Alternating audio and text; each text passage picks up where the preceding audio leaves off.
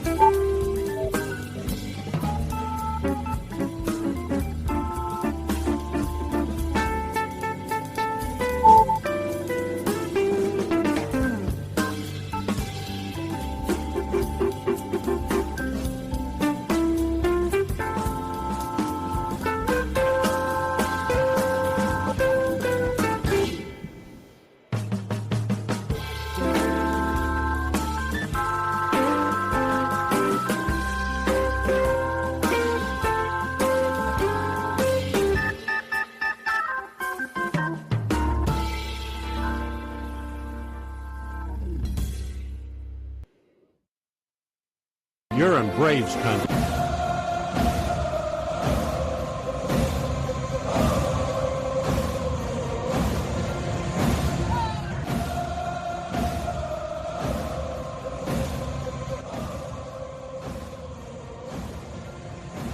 Like me, you can't smoke like me.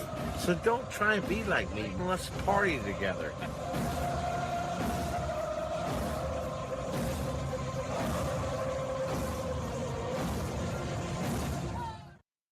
There's something kind of about a kid that's never played baseball.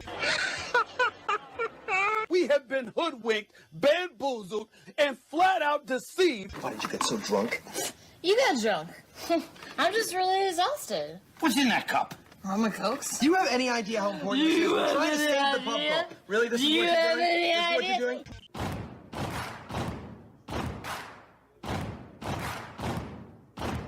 Baseball is a beautiful thing. It's more beautiful in an old park.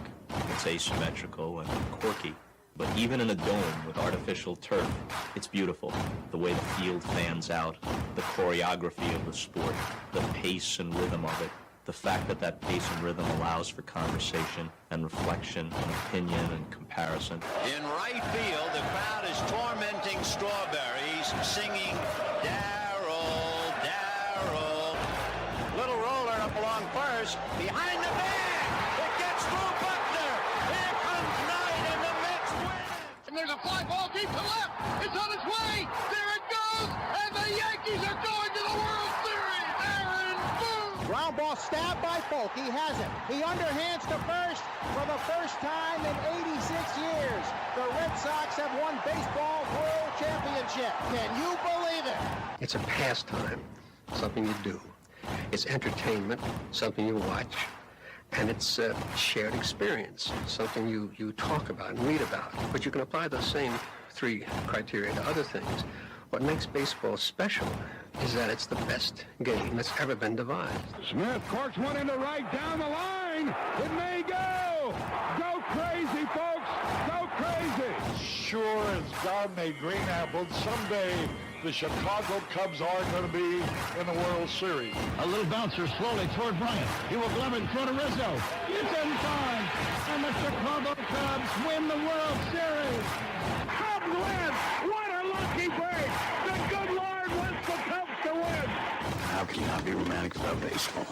If baseball is about caring, about loyalty and rivalry, Braves fans are on their feet hoping for some kind of a bleeder or a seeing-eye single. Here's the 1-2 pitch. Fastball hit high and deep down the right field line. It's going back, back, back. Is it fair? Is it zip, boom, bam, it's gone! Ram-a-lam, ding dong, a 3-run shot, and your Atlanta Braves have taken a 1-run lead. She's gone, baby! There's a very peaceful thing. It was created and played in pastures and meadows. There's grass, there's outdoors, there's everything that people thought was American and feel about America. You get in a ballpark, and it's the wonder of walking through that dark tunnel and seeing a huge open space where men play the little boy's game.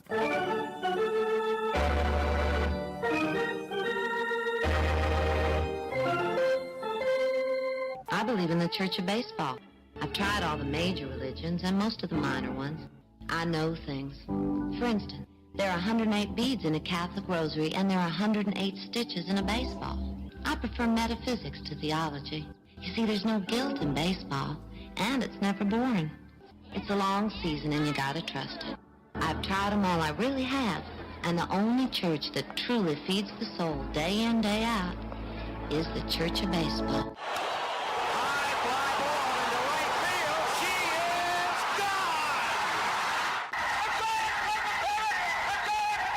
Swung line drive left field. 1 run is in. Here comes Reed. Here's the throw to the plate. He is safe.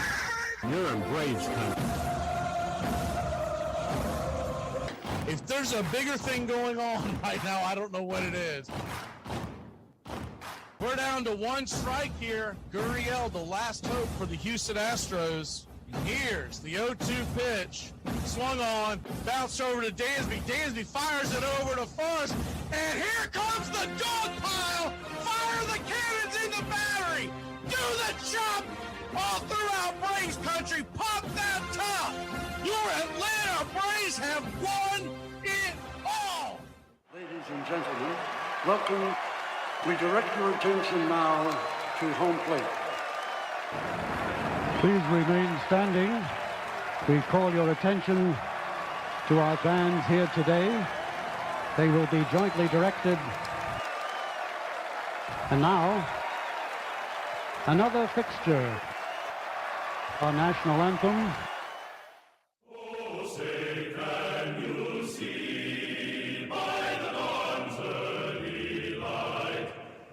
So proudly we hail at the twilight's last gleaming, whose white stripes and bright stars through the perilous fight, o'er the ramparts we watched were so gallantly streaming, and the rockets' red glare, the bombs bursting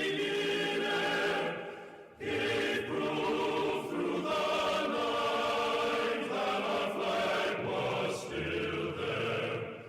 Oh, say does that star-spangled banner yet wave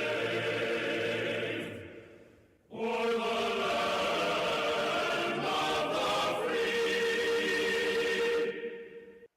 and the home of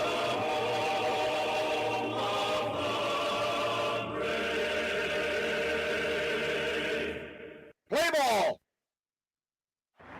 At this time, ladies and gentlemen, we'd like to introduce today's teams as participants in this historic game.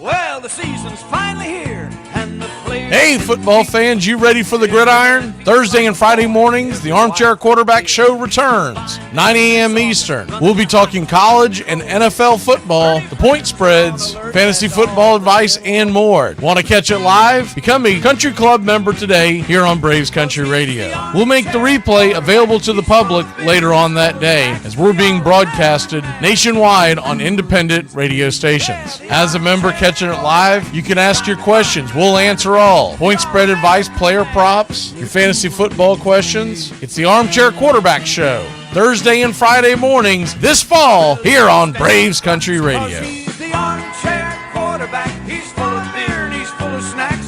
The all-American man.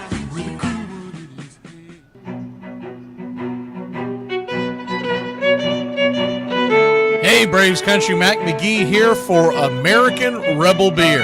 From the mountains to the prairies to your pint glass with white foam, we're bringing back beer with a backbone. All that matters in our brew is taste and a touch of American excellence. American Rebel Beer, born in the USA.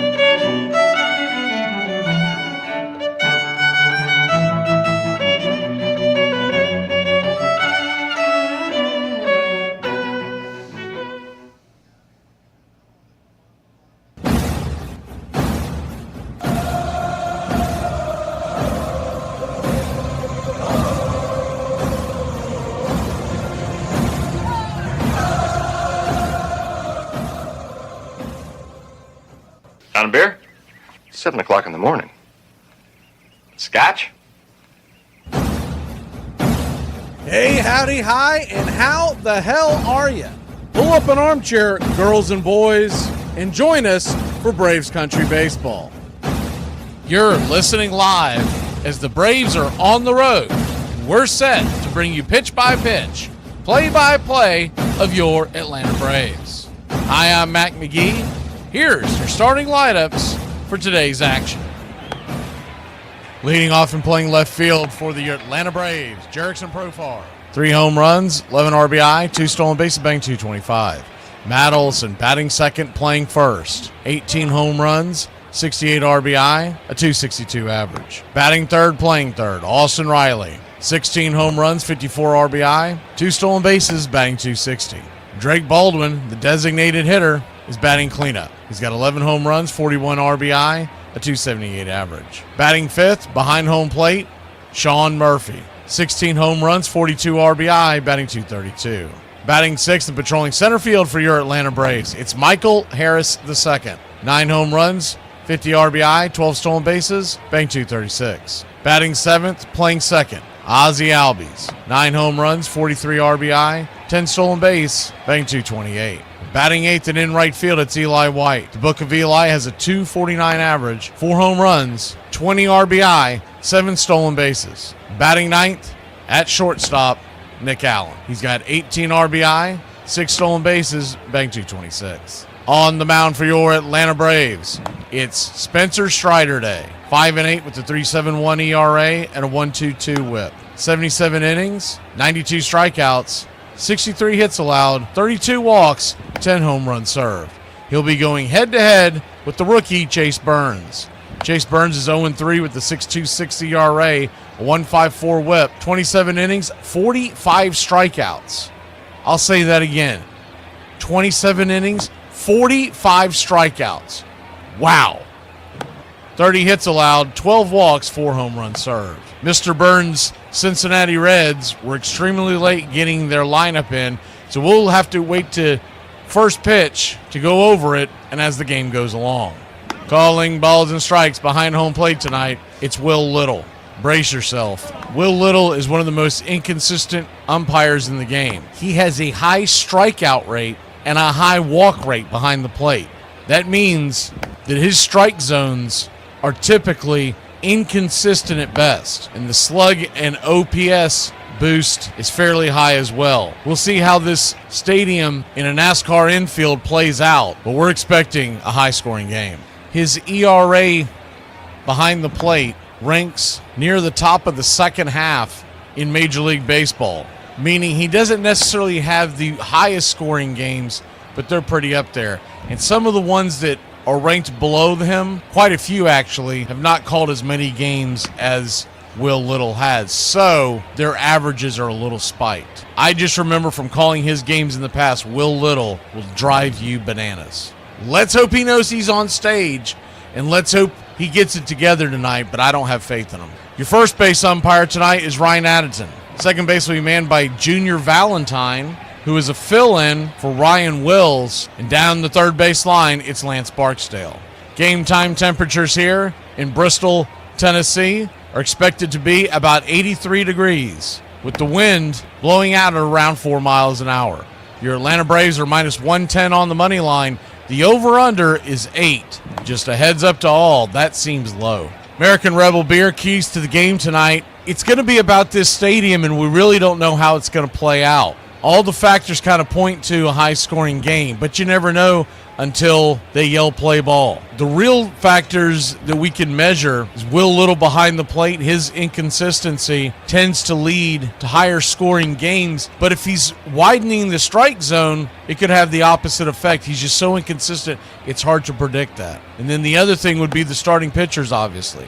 Spencer Strider, he hasn't been dynamic recently. He'll get his strikeouts. He'll usually keep it down around 3 runs. I think today you have to have an expectation of a higher runs yield. If he can give us 5 innings, we'll take 5 innings tonight. And if it's a higher scoring game, if he can keep them to like 4, I'll take that all day long. Chase Burns, his strikeout rate is enormous. You're talking about a starting pitcher almost having just under 2 strikeouts an inning. That is insane. But then you also see that he's given up a ton of runs. Some of those games he's been rushed out of early. He had one in Boston that I watched personally on one of the Braves' days off, and that game particularly ran his ERA up. But even with that being said, he tends to give up crooked numbers. It's not necessarily by the home run ball either. That would have been my assumption. His last 5 starts, he's only given up 3 home runs. But he's given up runs of 3, 6, 2, and 1, but then also he gave up 7. The most impressive one is at Philly, where he went 4 2/3 in that little bandbox that they call a stadium, and against a pretty good offense. He went 4 2/3 and only gave up a run. But how will this play? I'm very interested to see how the youngster deals with the pressure of the big lights in this stadium. But so far, Reds fans can't be upset with what they've gotten out of this young fireballer. Our pick to click tonight, well, obviously nobody's ever seen Burns before. And if we think offense is going to be a thing, give me Matt Olson. He's due to bang one out of the park. I also expect a good outing from Spencer Strider tonight, at least on the strikeout end. He's from right around the corner of where this stadium is, and this has to mean the world to him to get to start this game. Other note that we want to make, because this game is not on the traditional site that we bring it off of, there is probably going to be a delay. We've got rabbit ears set up. We've got a couple other things, but we're kind of at the will of the weather when it comes to that. I've seen it already zip in and out, so bear with me. I'm going to give you the best play-by-play I can. I've got another device set up, but it is extremely behind what the game will be showing on your screen. And I'm assuming we're going to have the 3D there, but I don't know that to be a fact, because I don't know if they brought the technology with them that are in all the other stadiums. Because if you remember, if you were with us in spring training, they did not have it for spring training games. So I don't know if they brought that technology with them. And if they didn't, we'll have a scoreboard up there, and we'll do it old school for you.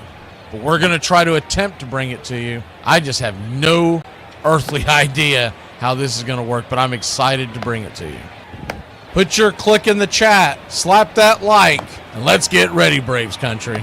We'd like to thank everybody for choosing Braves Country Radio, and a special thanks to all the country club members. Please like on your way in and subscribe, set those alerts, and share Braves Country Radio to help build the crowd so we can continue to bring you the classic call of Braves Country Baseball. Well, it's about that time.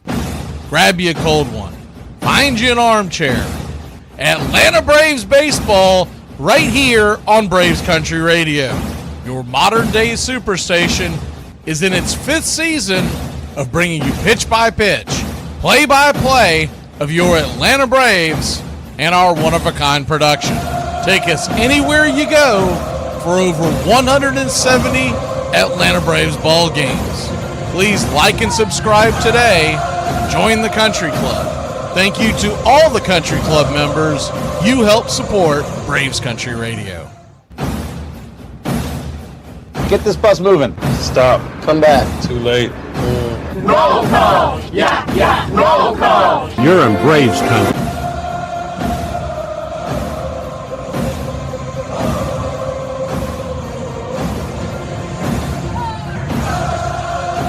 Good evening, Braves Country.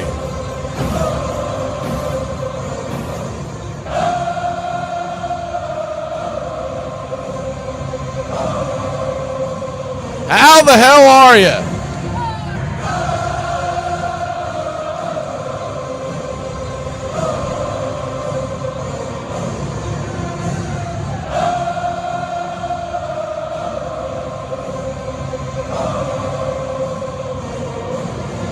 Not 100% sure if they're going to get this started on time. Not necessarily because of the weather, because the weather looks like it's going to behave. It's more because they've got a lot of, man, they had Pitbull and Tim McGraw singing and all that nonsense. So I don't know if it's going to be right at 7:15, but we're going to play it by ear and go with that.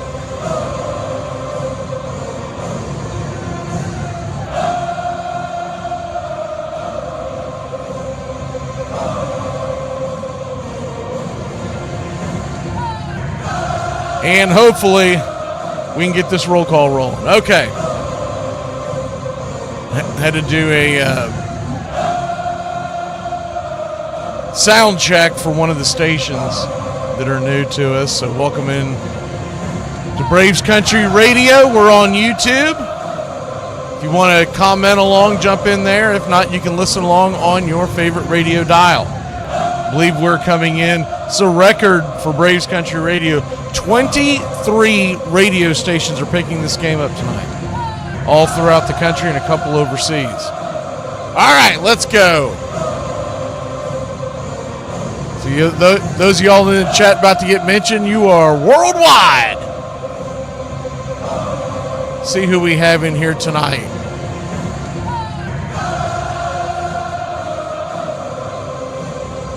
Thank you for the contribution, Peter.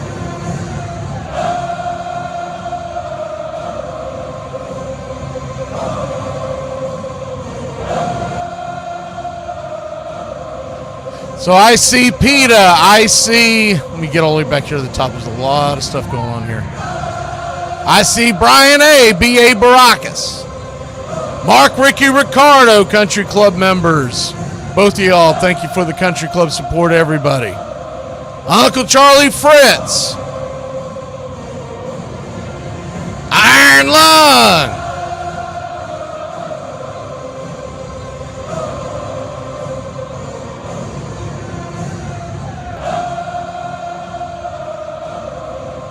everybody loves Raymond Lovelace. Trina, 522 freedom, baby. They can't take our freedom. Royal Pete, I think I already mentioned you, but if not, thank you for the contribution, Royal.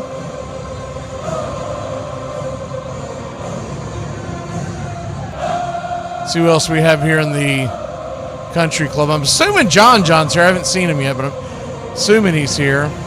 Mark, Ricky, Ricardo.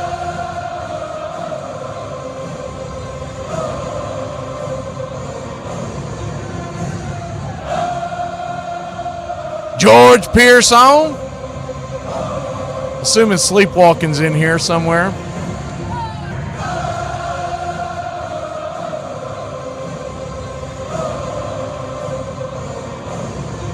See who else we have here in the Country Club. There's John. Gary the Real McCoy.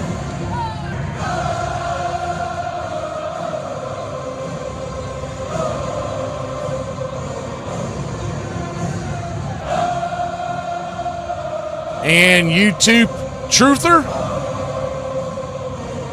My man Nathaniel Brooks. Billy Davis.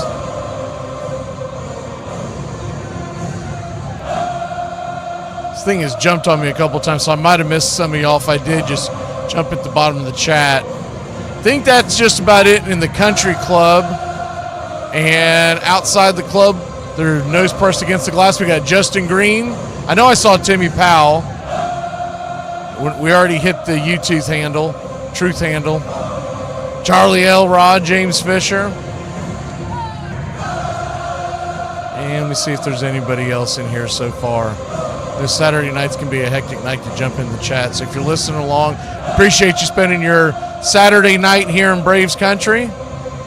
We're just about set for pitch-by-pitch, play-by-play of your Atlanta Braves. They're doing a whole thing on the intros. It's almost like an all-star game type intro. So that's why I don't believe we're going to get there in time. If you notice a couple of things, we've got a couple of things to add to today. So we got a couple of new emojis for you as I fire them up here. Specifically for this game, we have a couple of NASCAR emojis, excuse me. You do know that this is taking place in Bristol. So there is the one for any kind of a big play. That's what we did this one for. It's a tire spewing fire. And then this one here, I'm going to try to put it on the screen here in a second, but this is Go Braves NASCAR style. We've been bombarded with stuff we're trying to do today, so just trying to catch up here.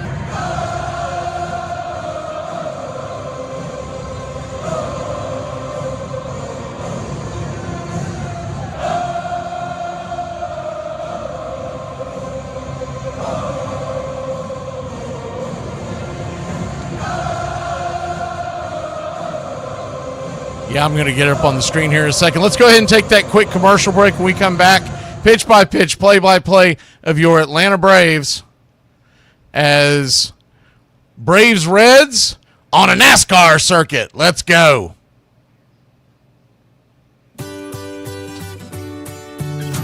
Hey, Braves Country, Mac McGee here for American Rebel Beer. America's patriotic light lager, all natural ingredients. Stand tall, be proud. The perfect beer to celebrate life, liberty, and your pursuit of the American dream. America's patriotic light lager, offering a crisp, clean, bold taste. Perfect beer to celebrate life, liberty, and your pursuit of the American dream. A beer with only 110 calories that tastes like a full-flavored beer and celebrates like freedom.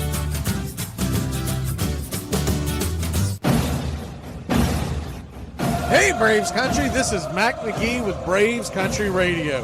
We are bringing you pitch by pitch, play by play of your Atlanta Braves all year long. Join the Country Club today. Help support Braves Country Radio. Join the Country Club today. It helps us bring you more of the game we all love. Braves Country Radio, your home for the classic call of Braves Country Baseball.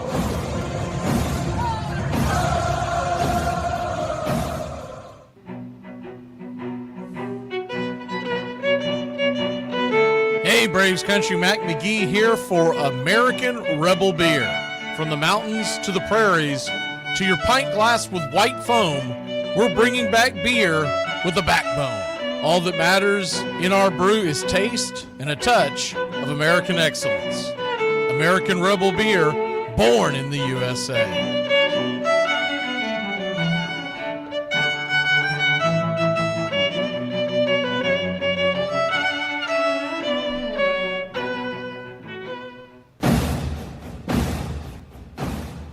Ladies and gentlemen, we interrupt our program of dance music to bring you a special bulletin from the radio news. Sit quietly and we will control all that you see and hear. There is nothing wrong. You are about to participate in a great adventure. You are about to experience the awe and mystery. You unlock this door with the key of imagination. Beyond it is another dimension, a dimension of sound, a dimension of sight, a dimension of mind. You're moving into a land of both things and ideas. You've just crossed over into Adventures in Time and Space. We offer you Braves Country Radio, your home for the classic call of Braves Country Baseball. Hi, folks. Join us now for another Braves ball game. Yes, sir. This is the one we've been waiting for. This is it. This makes you feel like it's spring and baseball. No more measles and free tickets to the circus. You're in Braves Country.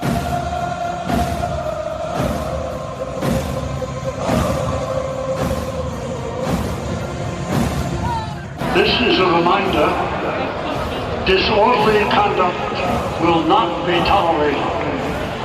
Please respect your fellow fan and refrain from any unruly behavior. Failure to comply with these guidelines will result in ejection.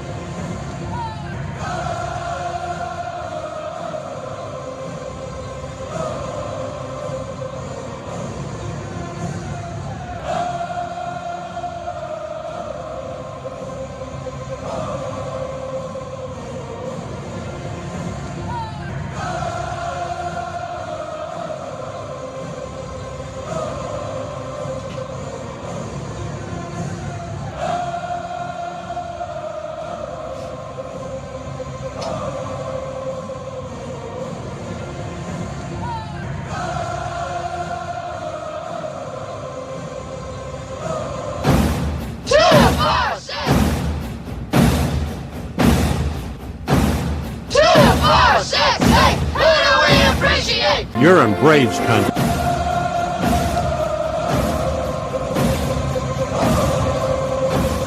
All right. So we haven't even had a chance to play with these and see what they're going to sound like.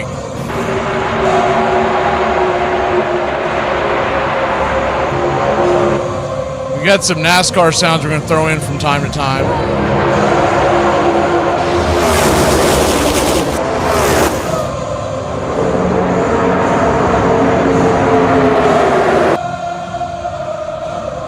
And trying to judge, it looks like we're getting pretty close to first pitch.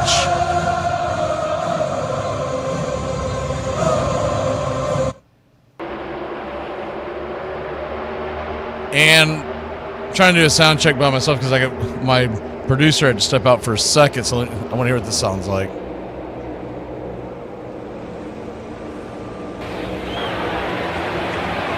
Try to put a combination together. But anyways, Braves and Reds. And first time ever game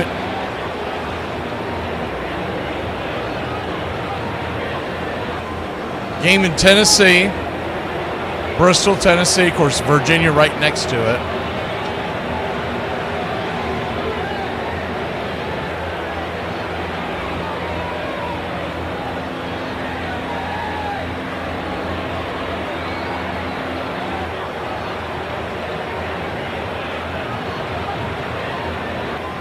And let me see here with the combination of that and this. I'm going to turn all these down just a little bit because we were trying to put a. No, it's not going to be 100%.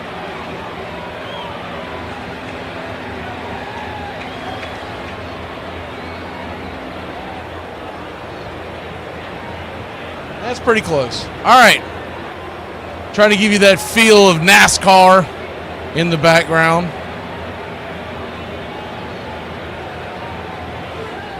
You ain't rubbing, you ain't racing, baby. Let's go, boys and girls. We're waiting for the 3D to kick in. I hope there's 3D. Boogity, boogity, boogity. Huh? Huh?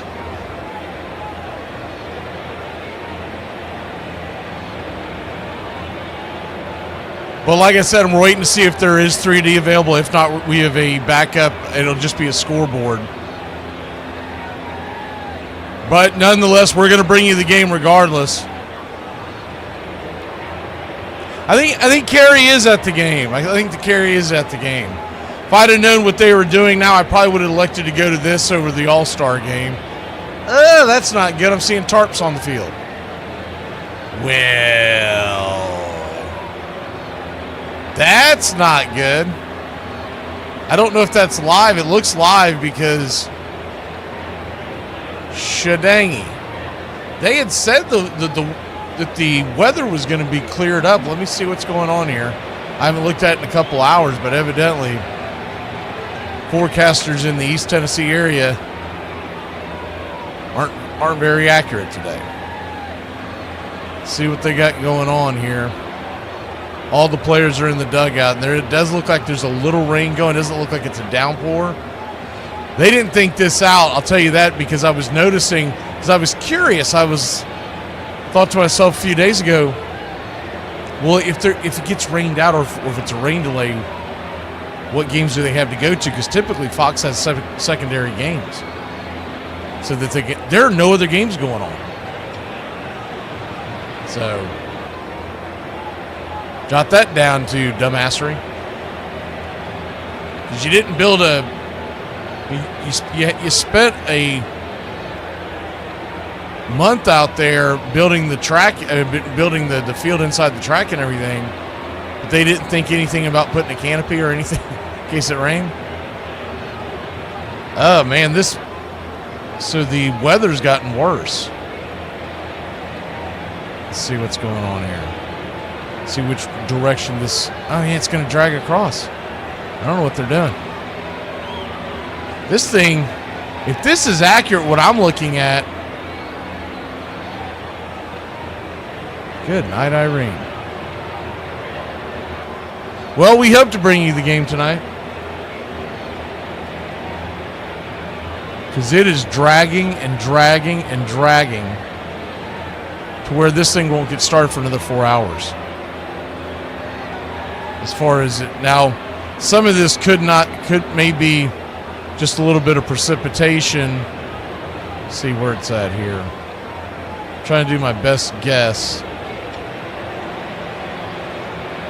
And I'm assuming where I'm at there in Bristol, that's essentially where the stadium is at. But yeah, man, it looks like a couple hours. That's not good. Hopefully that's not true. Let me double check and see. There's got to be some kind of announcement by Major League Baseball. They did not think this out at all.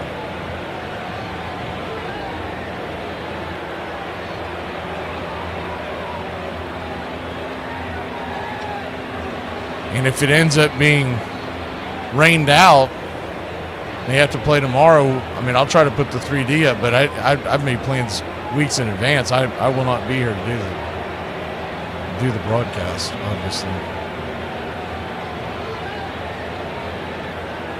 Kind of wonder why they didn't plan this for a little earlier in the day so that they could have a bigger window to get it done. But MLB, I can tell you this, MLB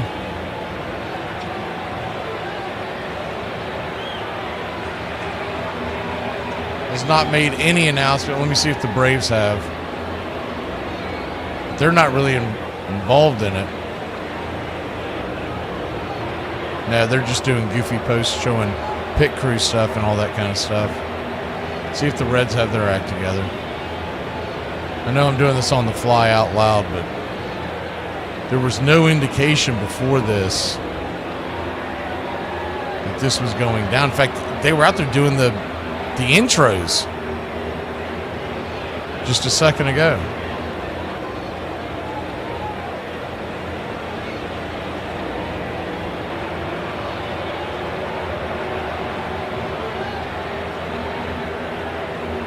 Well,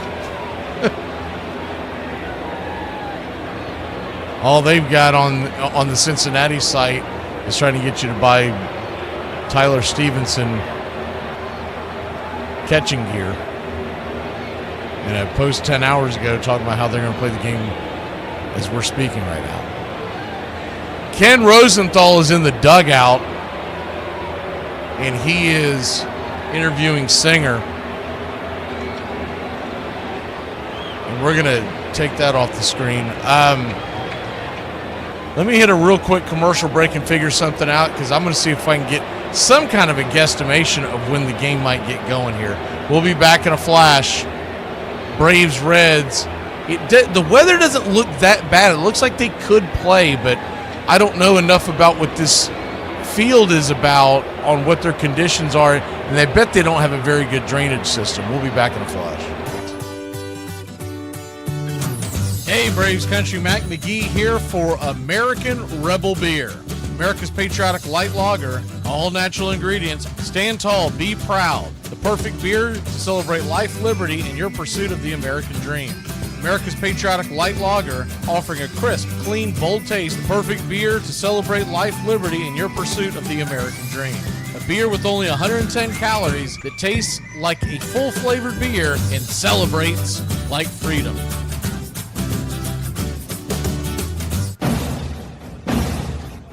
Hey, Braves Country, this is Mac McGee with Braves Country Radio. We are bringing you pitch by pitch, play-by-play of your Atlanta Braves all year long. Join the Country Club today. Help support Braves Country Radio. Join the Country Club today. It helps us bring you more of the game we all love. Braves Country Radio, your home for the classic call of Braves Country Baseball.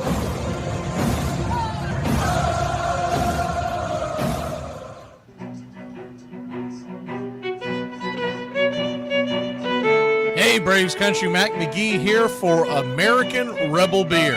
From the mountains to the prairies to your pint glass with white foam, we're bringing back beer with a backbone. All that matters in our brew is taste and a touch of American excellence.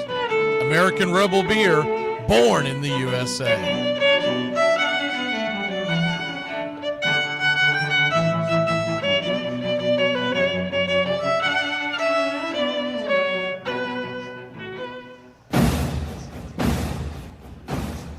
Ladies and gentlemen, we interrupt our program of dance music to bring you a special bulletin from the radio news. Sit quietly and we will control all that you see and hear. There is nothing wrong. You are about to participate in a great adventure. You are about to experience the awe and mystery. You unlock this door with the key of imagination. Beyond it is another dimension, a dimension of sound, a dimension of sight, a dimension of mind. You're moving into a land of both things and ideas. You've just crossed over into adventures in time and space. We offer you Braves Country Radio, your home for the classic call of Braves Country Baseball. Hi, folks. Join us now for another Braves ball game. Yes, sir. This is the one we've been waiting for. This is it. This makes you feel like it's spring and baseball. No more measles and free tickets to the circus. You're in Braves country.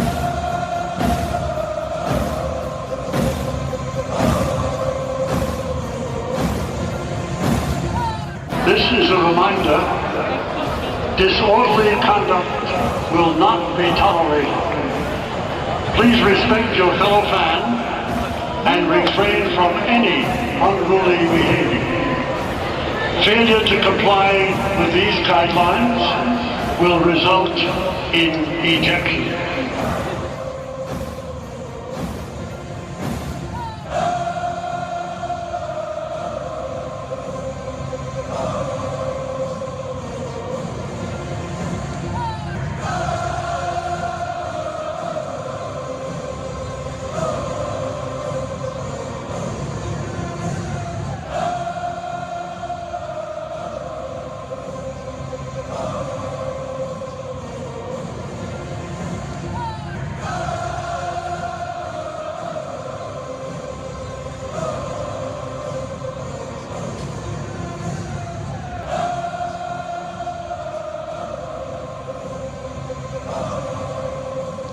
All right, y'all. They are not giving a firm answer, so I'm going to guess that we're in a bit of a rain delay, meaning it's not going to start in the next 5 or 10 minutes.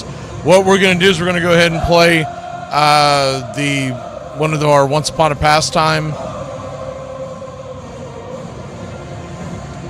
and we're going to see as we do this. It's a fairly short one. It is. This one will get us through a small rain delay, and I'm going to try to do some digging to get a real time. Spencer Strider hasn't even begun throwing, so we won't be affected. I believe that Chase Burns had not started warming up either, and they're showing some. Let me see here. All right, wanted to make sure I didn't misread something here a second ago. Okay. So anyways, we're going to play a Once Upon a Pastime just so you're not sitting here listening to silence or the same song over and over again. So this is Once Upon a Pastime. I don't think we've played this one before.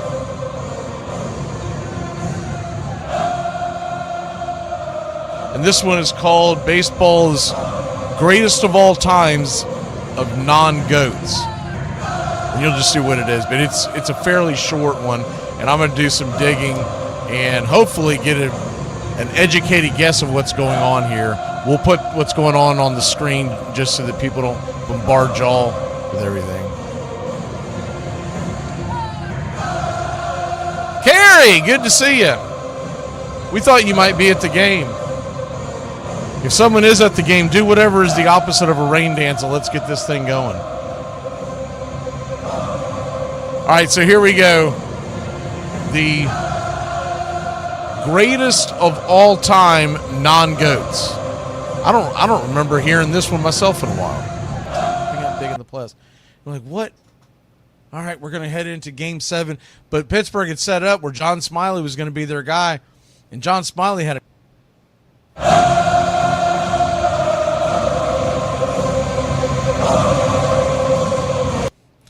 We have played that recently because I just realized it. So we're going to go to the this one I don't believe we've played in a while, and if we have, it's been quite some time. This one we'll do on the Negro Leagues.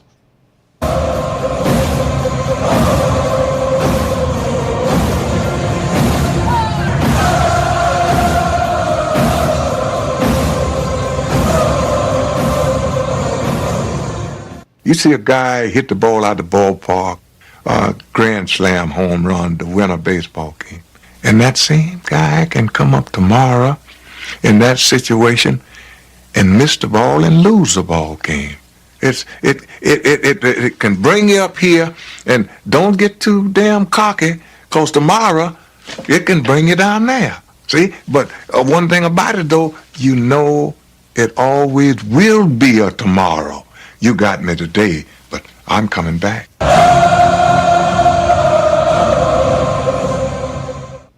Welcome back to Braves Country Baseball, and we're going to do something a little different today as we continue the Once Upon a Pastime series. We're going to talk about the Negro Leagues, and I went to the Negro League Hall of Fame in Kansas City, Missouri. It was the summer of 2009. I happened to be in Kansas City. I'm an old restaurant guy, and I was in a chef competition. That's the short of it. It was the national championships. Finished in the top 10, by the way, and finished the highest for first-timers. I was very disappointed in myself because I did not win. But that's just your competitive juices. And it wasn't until my chef, my instructor, who went with me to the championships, said, you know, hey, you look glum, you look down. And I said, yeah, man, I did this wrong and I did that wrong. I won't get into the weeds of all that. He said, you finished first for rookies. And we had planned to go the year after, but I ended up moving, and long story short, didn't end up going back that second year to compete, because to get there you had to win. So I won the gold medal for the state of Florida to get there, and that's how I ended up there. You had regional, super regional, all that stuff, and then it's just like almost any other competition. You have to go through things.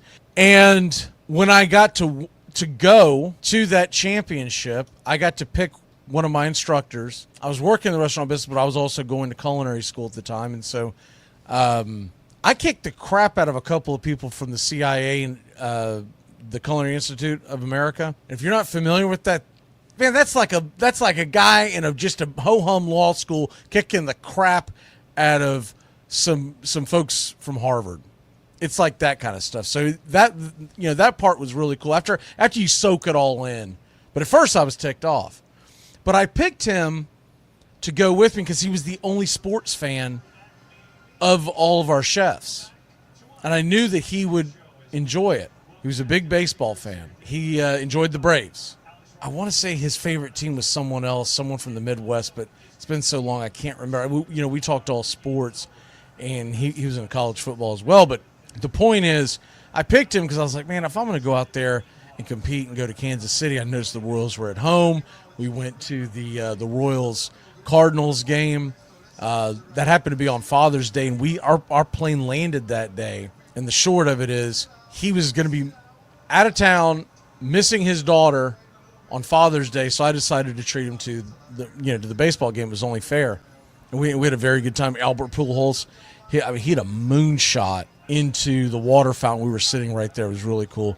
But I knew I was going to want to do some baseball stuff, and then I found out that the Negro League Hall of Fame was there, and I went there. He ended up having to do something else, so I went by myself. It's funny, the two Hall of Fames that I've been to, the Negro League and then the National Baseball Hall of Fame, both of them I've gone to by myself. It's just the way it's lined up, and I've enjoyed both of them. So if you get a chance, go to Kansas City, you go out there to get some good barbecue, make sure to hit up the Hall of Fame because it's phenomenal. And he was already one of my favorite players, but I went to that, and I learned more about Buck O'Neil, and that's why I'm starting with him. And he became my favorite player in that league. And honestly, of all the players I've ever read about, top 3, top 5, I think top 3, to be honest. I've read a couple of books on him, and the book that he himself, his biography, it's a great title. It was either I was I was just on time or just in time. I'll look it up here in a second because I don't want to misquote that. I ended up giving it to a friend of mine who really wanted to read it, and it was very, very good. But there it is. I was right on time. And the whole synopsis of the book is this. I might actually have to get that copy back from someone just to be able to go over it. But he was talking about how people would come at him all the time and say, man, you played in the Negro Leagues, but if you were born, so he was born in 1911 in Carabel, Florida. Yeah, that's another thing. Yeah, little Southern guy. So, by the way, lived to the age of 94. So passed away 2006 and was living in Kansas City, Missouri. And I was very aware of this when I went into Kansas City because I was like, well, this is really cool. Played for the Kansas City Monarchs from 1938 through 1948. And he had a lifetime batting average of 258, 9 home runs, 175 RBI. You're like, this guy, what? What's the big deal about this guy? And you might ask yourself, why is Buck O'Neil in the Hall of Fame? So he got in there as an executive. He managed, coached, scouted for nearly 8 decades. But his legacy to me, he's been in docs. In fact, you just heard him a second ago when we were coming out of the break. I had to scramble during the break. I was like, where the hell is that one? And I love that. I love that quote from him. Don't get too cocky because baseball will humble you. But the fact that he was an ambassador of the game is the best way I can put it. He was a great ambassador of the game. So people would say to him, man, if you were born just a little later in the century, born 1911. So what they're essentially saying is, man, if you were born 10 years later, if you were born in 1921 or 15 years later, 1926, you would have came up out of the color barrier, past the color barrier, and your life would have been so much different, so much better, all that kind of stuff. Because the Negro Leagues, honestly, they didn't have, and Major League Baseball at that time did not have the best travel experiences and whatnot and pay, but the Negro Leagues were most of the time just a touch even below that. Just like any owner, they're trying to jam the money in their pocket. So they didn't spend a lot of money. They'd still be doing it if unions didn't come around, right? But what I love about Buck O'Neil, he had just a great outlook, and he said, man, if I would have been born later, I would have never gotten a chance to play in the Negro Leagues. He loved it. He loved the camaraderie. He loved the game of baseball, and he didn't hold it against the people of that time. He just looked at it as we're growing as a country, growing as a nation, growing as a society, humanity. Had the color barrier let's say the color barrier gets broken in 1930. What he's saying is, man, I would have never gotten to play in the Negro Leagues, and he loved every minute of it. So it's an interesting perspective, and I take that with me in life. Obviously, I didn't go through what he went through, could never even imagine. But I think of that moniker all the time, of the fact that I was right on time. I think I always misquote it and say I was just in time, but same thing. I was right on time. Because had I been born later in time, we'll say 10 years. Yeah, well, first of all, I'd be a little younger today, so that's great, right? But you could say that no matter where you're at in the calendar of the great calendar, right? But the things that I would have missed, that I enjoyed thoroughly in my life, that I still look back on, and until my brain fails me, I'm going to continue to love. Look, if I was born 10 years later, I would have missed the infancy of ESPN when it first came on and that whole thing. I still remember that. Even though we all get ticked off at what they do on a daily basis with some of the stuff that they pull nowadays, that's not what ESPN was when we were kids. In the 80s, the 90s, it was about the sports.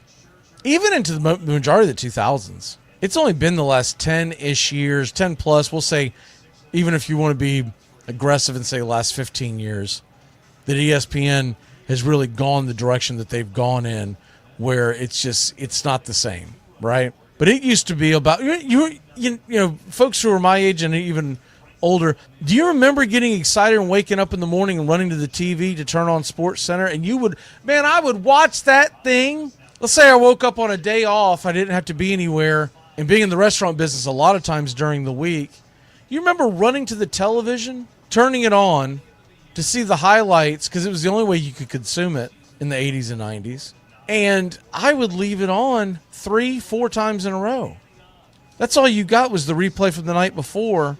I don't remember when they first started doing the daytime Sports Center, but I know that thing would play till noon, if not later. I don't even remember what they did before they started arguing and screaming at each other and telling you about Aaron Rodgers and LeBron James every 15 seconds. And it's like that with and I can go through all the annals of sports that I've seen over my lifetime. The fact that when I look at right on time, it's a great way to look at your life. Now, there are younger people that may going to say, well, but if I was born then, I wouldn't have. Yeah, I get it. You're probably going to live longer than me. You should, and I hope you do. And you'll probably see some things that I'll never see.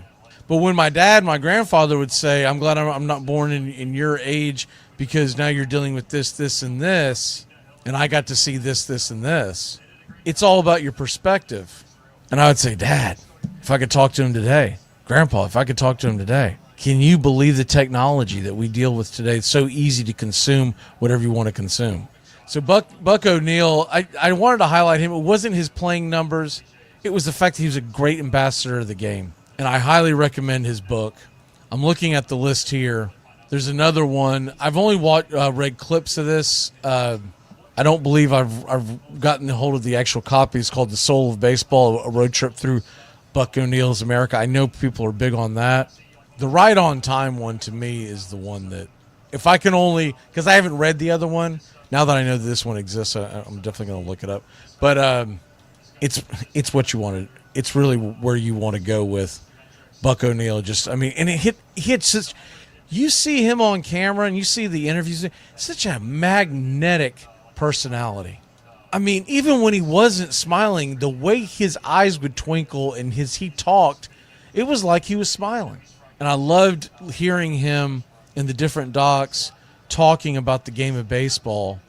There's one, I don't think I even have that on clip, but he was talking about, I must though, because I know it pretty well, where he's talking about, and I didn't realize at the time, but now doing the math, he would have been around 8-9 years old when this was going on, talking about the 1919 year, dealing with all of the Judge Mountain Landis scandal, the court case. They find out everybody is the 8 men out of the White Sox is what I'm trying to get to.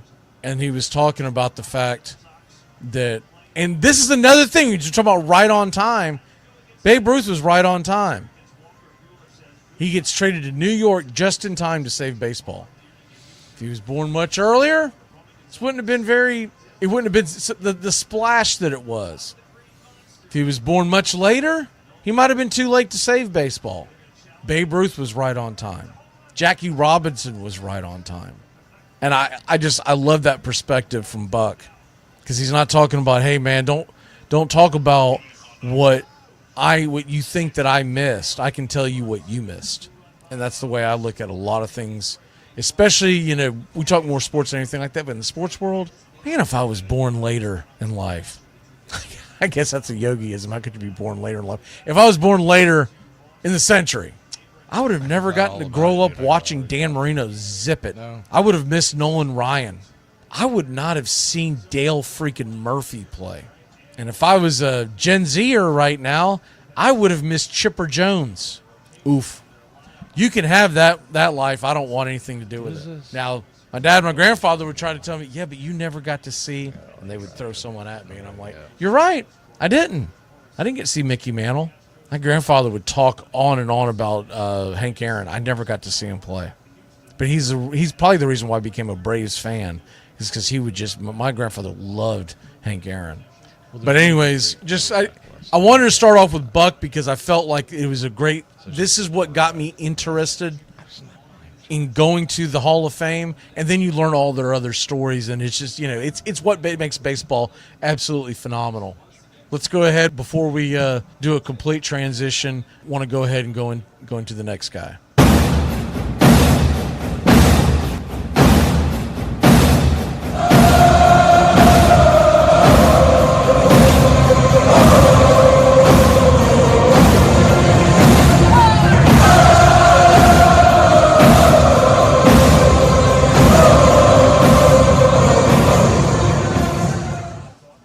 All right, the next guy that I wanted to bring up is a guy that I think more people need to know his story because of what he meant to the actual game of, well, the league, the Negro Leagues.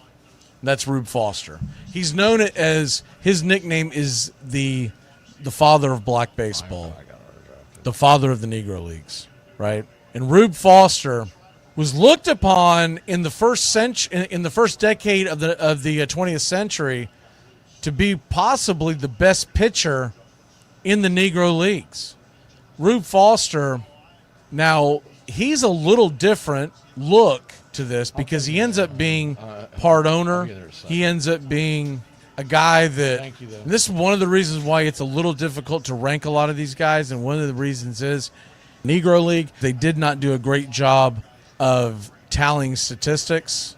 So a lot of it is off of legend and rumor. But the way I look at it is, like when someone will try to tell you that Josh Gibson, I don't know, one of the things, we'll do Josh Gibson shortly, but one of the things that they'll try to tell you is he hit like 82 or 84 home runs in a season. But a lot of it was barnstorming tours, so it wasn't a true season. So they played a boat ton of games, and they're not even 100% sure on the numbers. This is the way I look at it.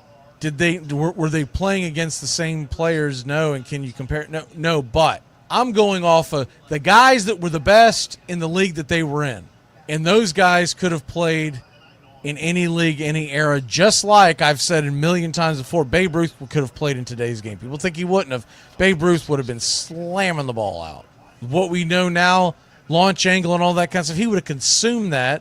Certain guys are just born with the ability to hit. So same thing with the guys in the Negro Leagues. He played for the Chicago Leland Giants from 2007 to 1910. He won, first of all, his career winning record, 723 wins. And once again, the records are a little skewed because some of these games that they would give them wins on were not against legitimate teams, but it doesn't matter. We're going off of their numbers in their league, whatever. For 21 seasons, 723 wins, 400 losses, a 644 winning percentage. Pretty darn good. He had seasons where he, like for instance, where he appeared in 69 games, had 40 wins, 49 wins, 49 wins, 45 wins, 55 wins in 1921. Most miraculous thing to me about that is that he had 55 wins, and he was born, and he was in 1921, he was 42 years old. Now he ended up with the Chicago American Giants. He ended up teaming up with Comiskey of the White Sox to bring the team to Chicago, to bring a team into Chicago. Excuse me. And that's how he ended up being part owner. The thing that I wanted to hit up when you first hit the color barrier, Jackie Robinson goes into major leagues, and you think about how great that was, how outstanding it was, but what you don't think about is the ones left behind. Jackie Robinson goes into the major leagues, breaks the color barrier. W does it for the Indians, and then all the other guys come around, and they're going into the major leagues. And then the next thing you know, Willie Mays, Hank Aaron, everybody wants to go see them play the best of the best. If you're a black American at the time, it's very Larry Bird versus Magic Johnson, where you want to see, can your guys go out there and whip who is considered the best? The Negro League got left behind. And so guys like Rube Foster, who died in 1930, he died before the color barrier, but I'm talking about he was the father of black baseball. They talk about it quite a bit. Buck talked about it quite a bit, how the guys who came along. So I really call him the grandfather, Negro League. But anyways, Negro League were very, very popular going into the 30s and 40s. And then it gets dissolved a few years after the color barrier because nobody wanted to go to the games, because all of the people that were going to those games are now going to watch Jackie Robinson. And it was only going to continue to get worse. It was very much like, remember the Tom Hanks, Gina Davis movie, League of Their Own, that was based on a true story? And they had pretty decent attendance numbers when they were playing, but when the men came back from war, the attendance numbers fell off. So you see a good thing have a negative, and we see this a lot in the world, but it should be noted that guys like Rube Foster were building something, and the guys that came after Foster, but he was inducted into the Hall of Fame in '81 as a pioneer executive. Honestly, that was well overdue. But Foster in the National Baseball Hall of Fame for everything that he did for the game. All right, next up, let's talk about Josh Gibson and a couple of the others that you may not remember. We will be back in a flash here on Braves Country HD, Braves Country Today. And we're doing Once Upon a Pastime series. Today we're hitting up Negro League. We will be back in a flash. Keep it locked in here, y'all. Hey, this isn't my coffee.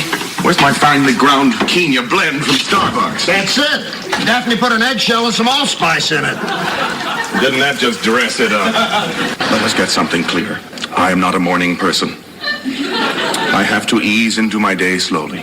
First, I have my coffee. Sans eggshells or anything else one tends to pick out of the garbage. Enjoy sun-drenched days, epic stays, and plenty of room to roam in Greater Fort Lauderdale. Our hotels, attractions, and restaurants have taken the Visit Lauderdale's Safe and Clean pledge, so you can relax and explore with confidence. When you are ready for that well-deserved staycation, our 23 miles of golden beaches await. Find wide-open spaces to hike, bike, kayak, and paddleboard. Visit your favorite attractions, then dine out in style on waterfront patios. Learn more at sunny.org. If there's anything I could change about the league to make it better, probably just all the guys sitting resting.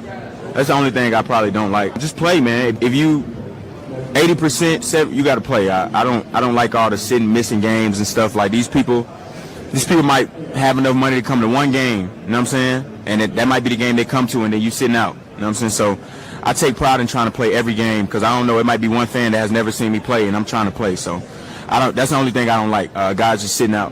Armchair. What are you asking me for? I don't know.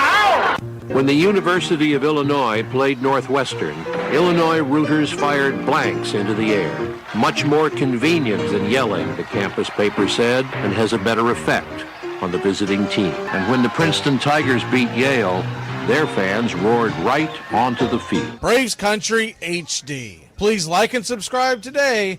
YouTube.com/@Braves Country.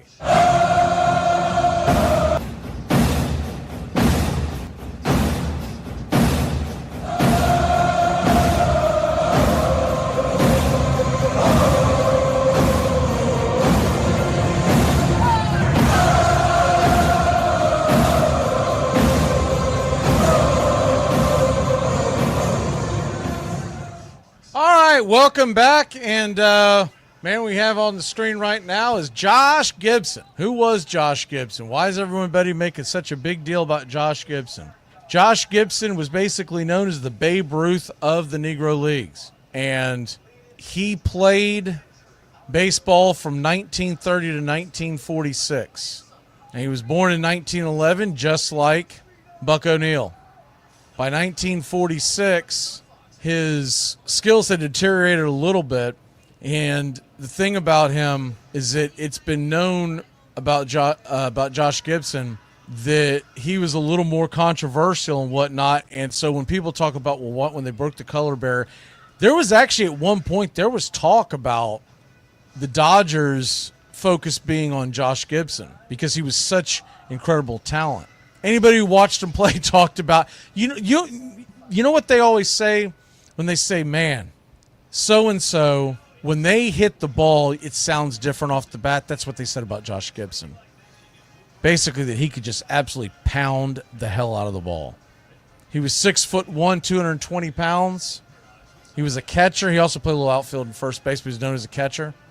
And had he been able to play in Major League Baseball at the time, I don't care if his numbers wouldn't have been as good. Supposedly, his career batting average was .373. What?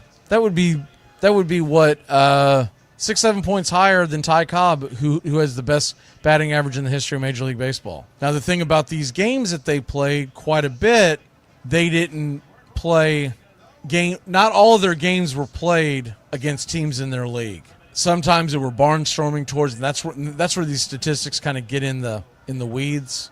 And what's strange about it is he's only credited with 166 home runs, 612 runs scored. But the 166 home runs, and I'm looking at this on the fly as I'm coming through this, the most they give him credit for is 20 in a year. But there's talks about how he hit 80-something in one season. Well, why was that? It's because of the barnstorming tour. So they go out and they play, it looks like typically around half as many games as Major League Baseball at the time. For instance, I'll just grab one of his better years. I'll grab 1937. And he had 20 home runs, 73 RBI, 417 batting average. But that's one of the years that people swear that he had many more because they hit so many, went on so many barnstorming tours. So that's where he gets a little in the weeds on these guys' overall numbers.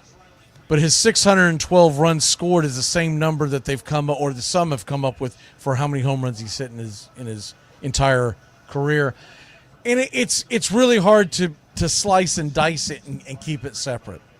So that's why I let off with that number. But any way you look at it, let's just look at this. What are we always talking about? OPS and OPS plus. Listen to this OPS plus. If it's even remotely close to being true, his OPS plus, we were talking about guys the other day who, in the 140s, 150s, 170. 214 OPS plus. His OPS for his career, 1.176 and 1166 OPS plus. A sluggo of 718. On base percentage of 458 and batting average of 373. I don't even care if any of this is accurate. What a great story. Right?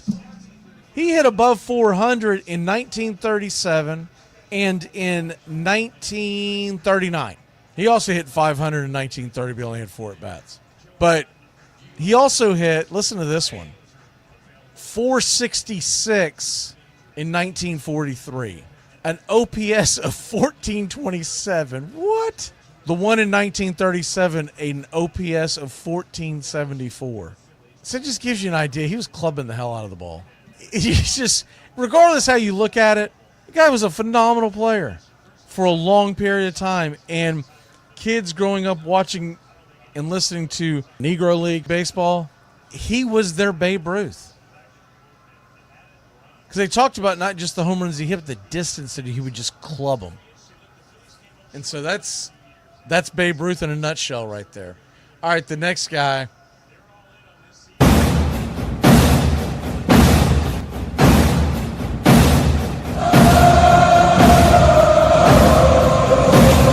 Next guy we're going to talk about.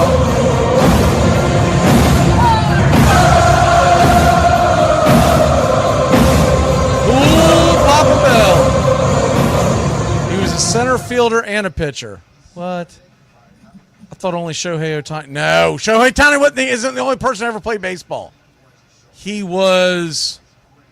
Now, he's a guy that, when you talk about the annals of history, he may not be looked upon in the same breath as some of these other guys, like the Josh Gibson, right? But Cool Papa Bell had, if nothing else, you got to talk about him because supposedly his speed was incredible. He was inducted into the Major League Baseball, or the National Baseball Hall of Fame, 1974. Here are the cliff notes on his stats. 8-time All-Star, lifetime batting average of 337, 2-time World Series champs, Negro Leagues. His career entered in 1942, just before the color barrier was broken. Started playing in 1922 for the St. Louis Stars. And some of these statistics get really confusing. So I see 2 different batting averages listed for him in the same breath on the same page. It says his lifetime batting average was 337, and then it says his batting average was 325. I'm like, well, which one is it? Now, he was typically a leadoff hitter. And he was referred to as cool after striking out Oscar Charleston and he added Papa to the nickname because he said it sounded better. Gotta love that, which it does. It's a really cool nickname, Cool Papa Bell. At first, he only made his appearances in the outfield, but by 1924, working on defensive skills, appearing more in the outfield. At first, he only made the occasional outfield appearance, but then he worked on his defensive skills, I should say. So a couple years later, they started putting him in the outfield, and he was supposedly extremely fast. 285 stolen bases. But the great line is one of the reasons why I was drawn to him when I first started, following the league was, I'm trying to remember. I think it was Satchel Paige that said it about him, but he said that Cool Papa Bell was so fast that he could turn off the light and be in bed before the room went dark. So it's just great little things like that. And obviously it's embellished, but that's what the great thing is about baseball. It's full of great quotes. He played for what is that 25 seasons? Nothing else. We know one thing. He was in shape. Debuted in 1922. 52 years later, he finally got put into the Hall of Fame. But what stands out with him more than anything else was his speed. Able to get on base. On-base percentage, by the way, of .394. And evidently a pretty light hitter. He did have 57 home runs, but OPS was .840. But the big thing with him was his speed, and evidently a very good defender by this. So, in other words, originally he supposedly was not a very good defender, and over a 2-year span, the next thing you know, he'd worked on his defensive skills, and I don't think they gave out Gold Gloves in the Negro Leagues, but would have been one of those types.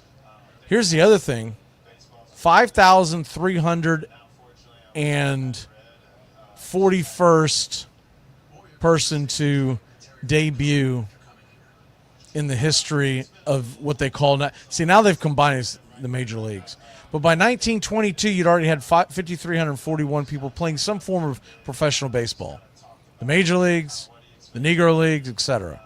You can go back to, the Players League, the Federal League, all of them. So the ones that have been accredited for that, you already had 5,341 people that have made that debut. That's 1922. So think about all the people that have played this great game. I guess one of the reasons why I love this game is because I love the numbers. I really did. I just, the numbers, because you can compare them, and no, they didn't play in the same era, but you can look at it and go, man, he did this, and he did that at this time, and et cetera, et cetera. So that's Cool Papa Bell for you. And I just felt like he needed to be talked about because I don't think he was talked about enough. And that kind of leads me to my next guy. This guy was looked upon as one of the greats of his era. Let's go ahead and bring him in.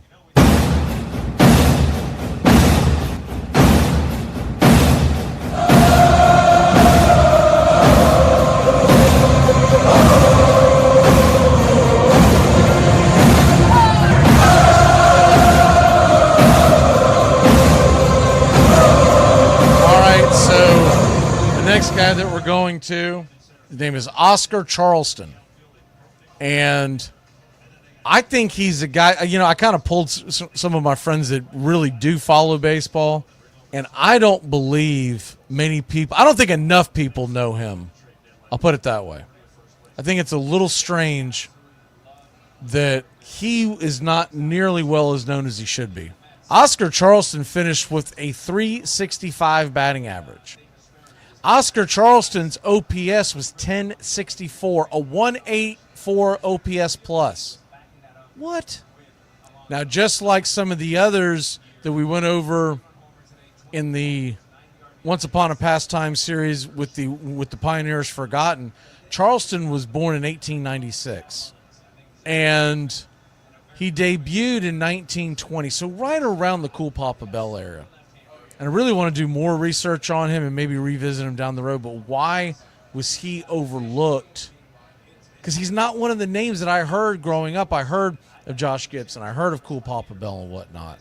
But he played for the Pittsburgh Crawfords, which is one of the storied franchises in the league. He played for the Philadelphia Stars. He played for the Harrisburg Giants. He played for the Indianapolis ABCs. He started in 1920 and he finished in 1941. So a little too old, and maybe that had something to do with it. The whole color barrier being broken, 6 years later? Now, he wasn't a prolific home run hitter. Maybe that had some. Maybe people just wanted to focus on the handful of stars, but I just felt like Oscar Charleston needed to be talked about. Stolen bases, 210, so solid home run hitter, 143 of those games marked. RBIs, he wasn't a big RBI guy. He was a guy that was at the top of the lineup, 365 hitter.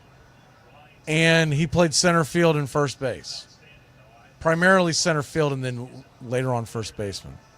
But he was voted in to the Hall of Fame by the Negro League Committee in 1976. So one of the earlier ones voted in. But you never get enough about him. So I just felt like we need to shine a little bit of light on him.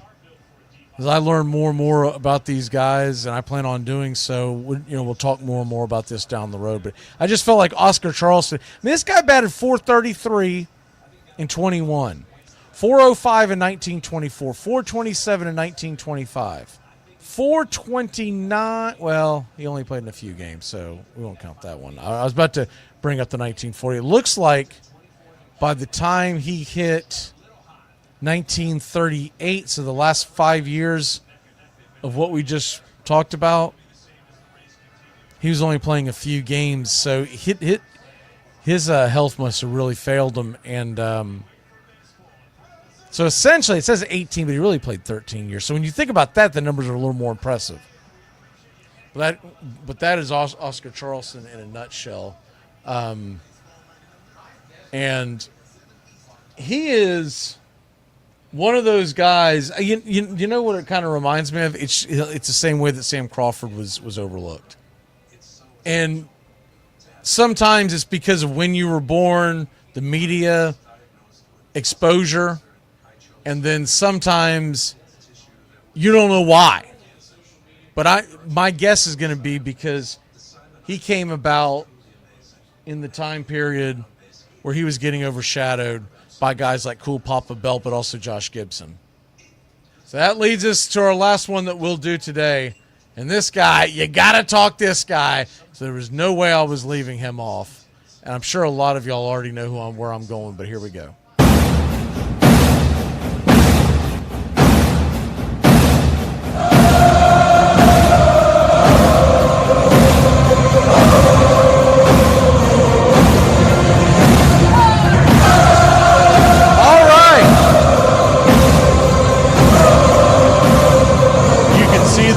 On Braves Country HD, you know exactly where I'm going. If you cannot, well, and by the way, we'll do Jackie Robinson, that kind of stuff on a different type of deal. I want to talk about the guys that lived the Negro Leagues for a majority of their career. Satchel Paige, whether he was born just in time or not, Satchel Paige continued to play baseball. In fact, Satchel Paige came in and played in the major leagues in 1965 for one game. Satchel Paige was born in 1906. He was 58 years old when he took the mound. Oldest player in the history of baseball. It's one of the reasons why he did it. He came in and he threw 3 innings that day. He gave up 1 hit, and doesn't look like he did not give up a run. Anyway, you look at that, that's impressive. 58 years old going in and give 3 innings. We have a hard time getting 3 innings out of some of our starters nowadays. They're in their early 20s. Page started playing in 1927, the Birmingham Black Barons. He continued to play, 1931 he went to the Cubs. That was the Cleveland Cubs. He played for the Pittsburgh Crawfords. He played with the Kansas City Monarchs. He played with Buck O'Neil. I would have loved to have been a fly on that wall, listen to some of their conversations. Very lively personality. Played for the Kansas City Monarchs all the way to 1947, and then went to play with the Cleveland Indians in 48 after Dobie broke the color barrier, he went and played with the Indians. And so at that age, there he is in his early 40s. What did he do here? In 1948, he appeared in 7 games, had a 2.48 ERA, 72 innings pitched. 7 games and 72 innings pitched. I mean, he was pitching complete games at that age in the majors. 2.48 ERA his first year, 3.04 his second year. This is in the major leagues. And then his third year, 4.79, and his fifth and final full year was 1952. So he played from 48, 49, 51, 52. Did not play in 1950. And during that time span, those 4 years, he was, 25 and 22. So a winning record even in his 40s in the major leagues. What he's credited with is 1,500 strikeouts through 1,751 innings. That seems incredibly low to me because all I've ever heard about him is that he was a strikeout machine. He wasn't credited for a lot of strikeouts per 9. But it was a different era, and guys were slapsticking and using the cross and just nubbing at the ball. So different era. It just seems low when you look at it, and the fact that he played in the 50s. But if you really think about his entire career, most of it was in the 20s and 30s. I guess it does make sense. He was voted in to the Hall of Fame in 1971 by the committee. And he is looked upon as one of the greatest of all time. And anyone that played with him in that era will tell you he was the best. He had ERAs as low as 194, 154. And some of the others, 206, 2. His career ERA was 273. But a lot of that was elevated when he went into the major leagues at a very late age. So that's just a little bit of it. We'll do more of the Negro Leagues down the road. I just wanted to touch on it because we've done a lot of this stuff here recently, and I want to make sure that that we do touch on that. But do yourself a favor and do your own research, and y'all have a great day, and hopefully you got something out of this. I know I do. Every time I do one of these, I get something out of it. Really enjoy learning the history of the game. Y'all have a great one.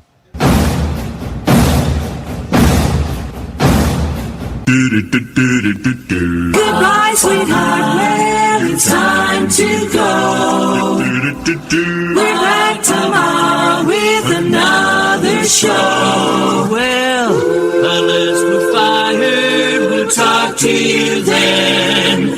Goodbye, sweetheart, goodbye. Goodbye. Guys and gals, it's time to go. We'll see you on the next show. Same bat time, same bat channel.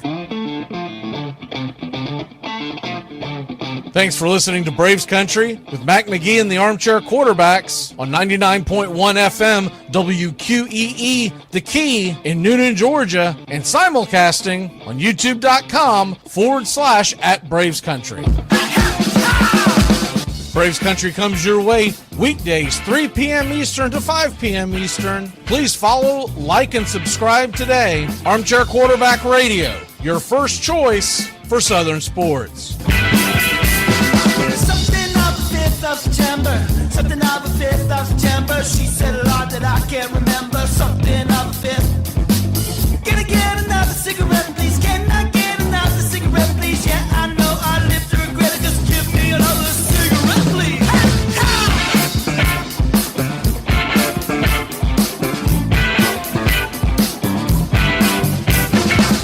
Can I get another cigarette, please?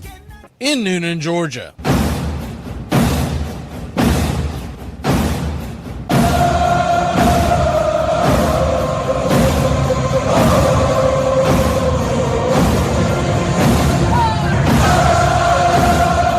All right, y'all.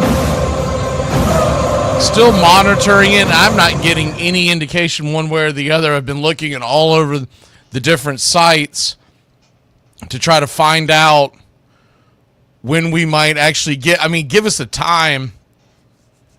I do know that they're going to try to do this as quickly as possible. The last thing they want to do is lose the viewership because they drag out a rain delay. So don't expect this to be like your typical Braves rain delay where they never get to it or whatever. They're going to try to do it at ASAP because they want the prime time.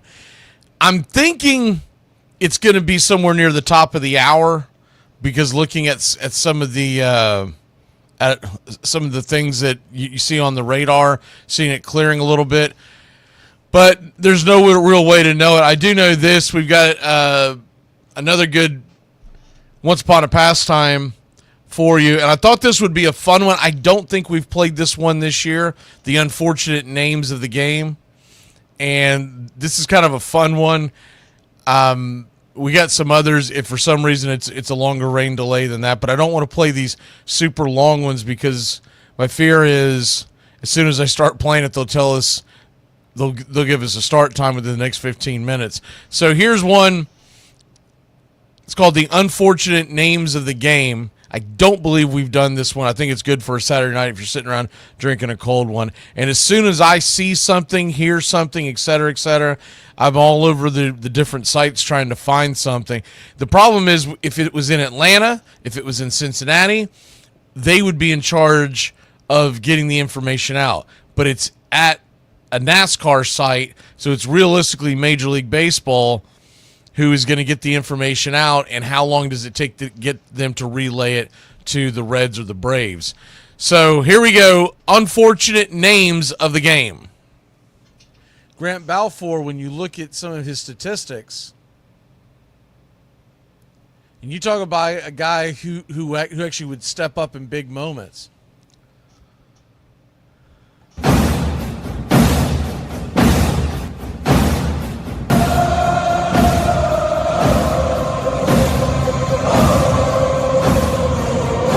You're in Braves country.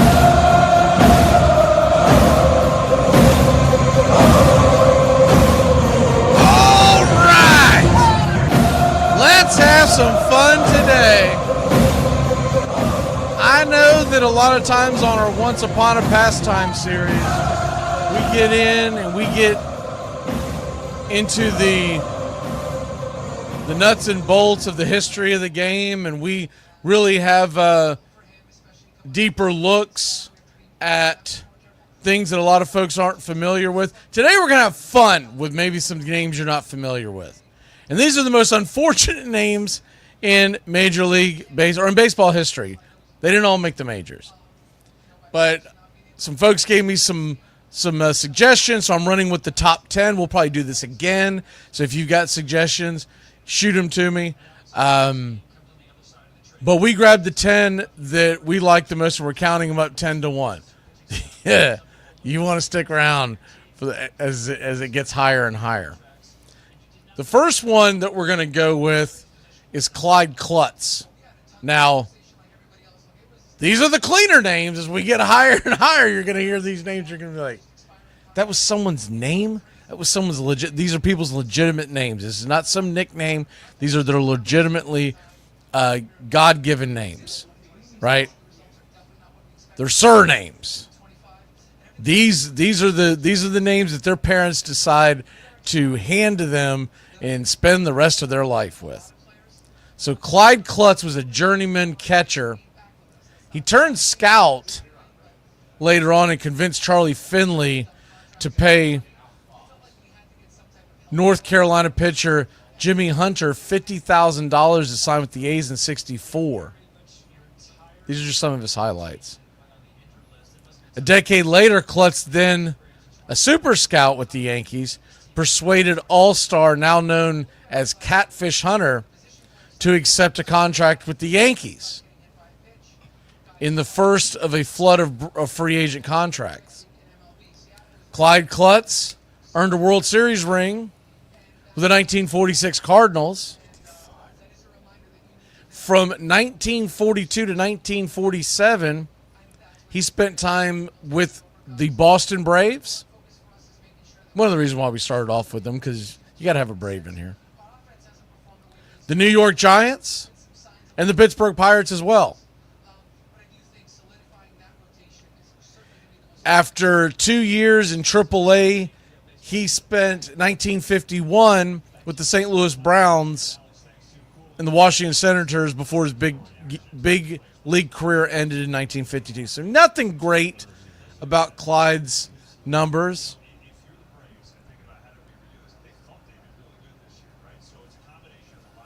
There was a sports columnist in Jim Murray that wrote, Clyde was shopped around, usually landing on teams that had a whole lot of dugout room for Clyde Klutz. In addition to managing in the minors and scouting for the A's, Klutz scouted for and was the director of player personnel for the Yankees, the Orioles, before he passed away in 1979. Klutz was from Rockwell, North Carolina, born in 1917. And so that's a kind of a look at Clyde Klutz. Yes, there is a baseball card out there with him. I don't have the current monetary amount for it, but it's always a favorite for fans to talk about Clyde Klutz. You think about a baseball player, you think about them having to be light on their feet, having to be anything but a klutz, and they named him Clyde Klutz, and for whatever reason he went into baseball, but was a hell of a scout. So there you have Clyde Klutz. All right, number 2 on the list. This is another unfortunate name, as we head to Ronald McDonald. Ronald McDonald is a name in which, yes, spelled the exact same way, nothing different, nothing where you're going, well, yeah, but no. He was named Ronald McDonald. He was drafted by the Mets organization in I believe he was drafted in 1977. So 1977, 17th round in the Mets organization. He did play a little A-ball in 1977, played in 69 games. Now, he never made it to the majors. He made it as high as AAA, but he did have baseball cards because when you get to that high, in fact, he was at Tidewater AAA 1980, 81, and 82. So they make these cards for you in case you get called up. So the card you're looking at right there on the screen is Ronald McDonald from the 1978. I'm sorry. This is the 1981 card. So you got the 1981 card, Ronald McDonald. He even did some photo ops where he was taking pictures with the clown Ronald McDonald from the famous fast food chain. And McDonald was born in Kenosha, Wisconsin. He was an infielder, primarily second base. He did start trying to learn first base for Tidewater in 80, 81, 82. He played quite a bit of first base. Something happened with the New York Mets at first base that blocked his... Oh, yeah. So you look at his numbers in 80, 81, 82. He wasn't a power hitter, but he was hitting... He averaged in those years hitting about 275. He had, in those 3 seasons, he had about 140 RBI. So a solid first baseman. But right around that time period, before he could go to the next level, some guy by the name of Keith Hernandez was traded from the New York Mets, or from the Cardinals to the Mets, and that was the end of him. So Highest he got to was Tidewater Tides. He played for the Jackson Mets in 79, the Lynchburg Mets in 78, and the Little Fall Mets in 1977. So there you have Ronald McDonald. I thought that was a pretty funny one. They get better. Trust me, they get better. But these are the most unfortunate names in baseball history. If you're just joining us, number 1, Clyde Klutz. Number 2, Ronald McDonald. Number 3 on the list, as I get that pulled up here. And most people remember this man, but for a starting pitcher, or a pitcher period, in the world of baseball, for someone to name you Homer Bailey, and then you decide you're going to be a pitcher and not a hitter. Now, Homer Bailey was actually a pretty good player. But that is the last thing you want to be known as is Homer, right? Homer Bailey was actually, now this was an actual nickname. It was David DeWitt. Most of these guys, it was their God-given name. But this is David DeWitt Bailey, Homer Bailey. He was given the nickname from when, after his great-grandfather, who attended LaGrange High School in LaGrange, Texas, one of the more famous high schools in Texas sports. During a 2004 baseball game, Bailey won 15 games and lost none. But he was given the name after his great-grandfather, who was nicknamed Homer Bailey. Homer. So he got that nickname basically because of his grandfather was nicknamed Homer Bailey, but he decides to become a pitcher, and it was a really good pitcher, to be honest with you. So 15-0. He had a .68 ERA. USA Today named Homer Bailey the member of the All-USA High School baseball team. And in 2004, the Reds selected Bailey with the 7th pick in the first round. Highly touted. Played for the Reds from 2007 to 2018, and then bounced around with the Royals, A's, and Twins to finish out his career. Here's the thing about Homer Bailey that you may or may not remember. Homer Bailey pitched 2 no-hitters, 2012 and 2013. I remember the first time he pitched the no-hitter, we were like, man, maybe he is pretty good. Then he pitched the second one, like, why did they name him Homer? They should have renamed him No-No Bailey. In fact, we used to joke around about that on the old Armchair Quarterbacks radio show. He would come up for a start. We'd be talking about the game, and someone this is beginning of Armchair Quarterback Radio. The second run, the first run was in the 90s, early 2000s. But someone would mention Homer Bailey's on the mound today. I was like, you mean No-No Bailey? He's about to throw another no-hitter. So Homer Bailey, pretty darn good pitcher, but finishes with an ERA of 4.56, only 81 wins. He was a guy that when you look at his statistics up and down for his career, obviously the 2 no-hitter years, 12 and 13, are highlights for him. No matter if he did anything else, those are highlights for him. But from 2012 to 2014, he won 33 games and had an ERA of just south of 360. In that time span as well, this is another thing that I think he gets forgotten about. In that time span as well, there's 3 years he had 500 strikeouts.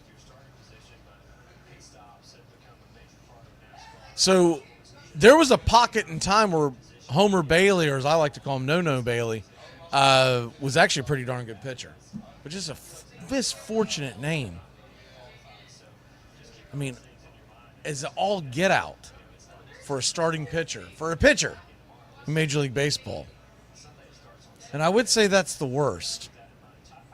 That you don't want to be known as Homer. And then we go to our next guy, and you'll remember him as well because he's not been out of the game that long. The rest, I'd say, are a little more obscure. But the next guy on the list is, as I pull him up,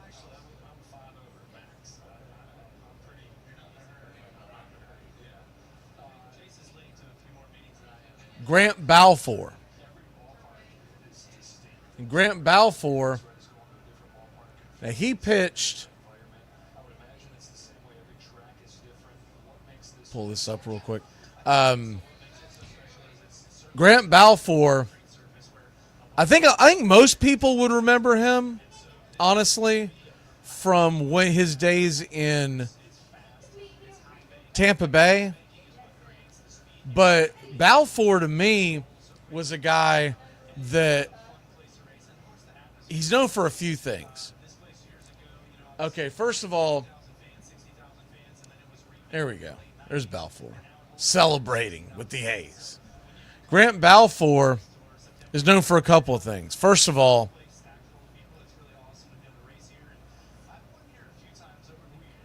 he was pretty darn good reliever for a long period of time. He played from the Twins from 01 to 04. Then with the Brewers in 07, he was up and down out of the minors. Played for the Devil Rays, as they were known at the time, from 2007 to 2010. And then the Oakland A's is the picture you'll see, we'll explain here in a second, from 2011 to 2013. Tampa Bay, once again, his second stint with them in 2014, 2015.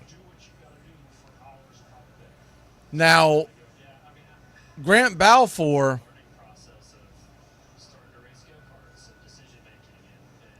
was, the biggest thing that I remember about him is Balfour had he had a fiery competitiveness in him. He would stare like a hole through you. Grant Balfour, when you look at some of his statistics, and you talk about a guy who actually would step up in big moments.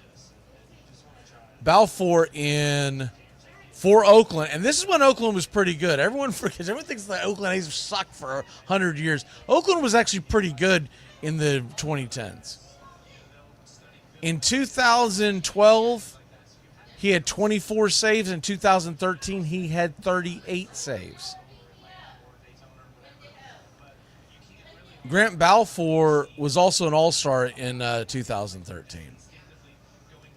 But if you're not looking at the screen and you hear me keep saying Balfour, it's spelled as Balfour.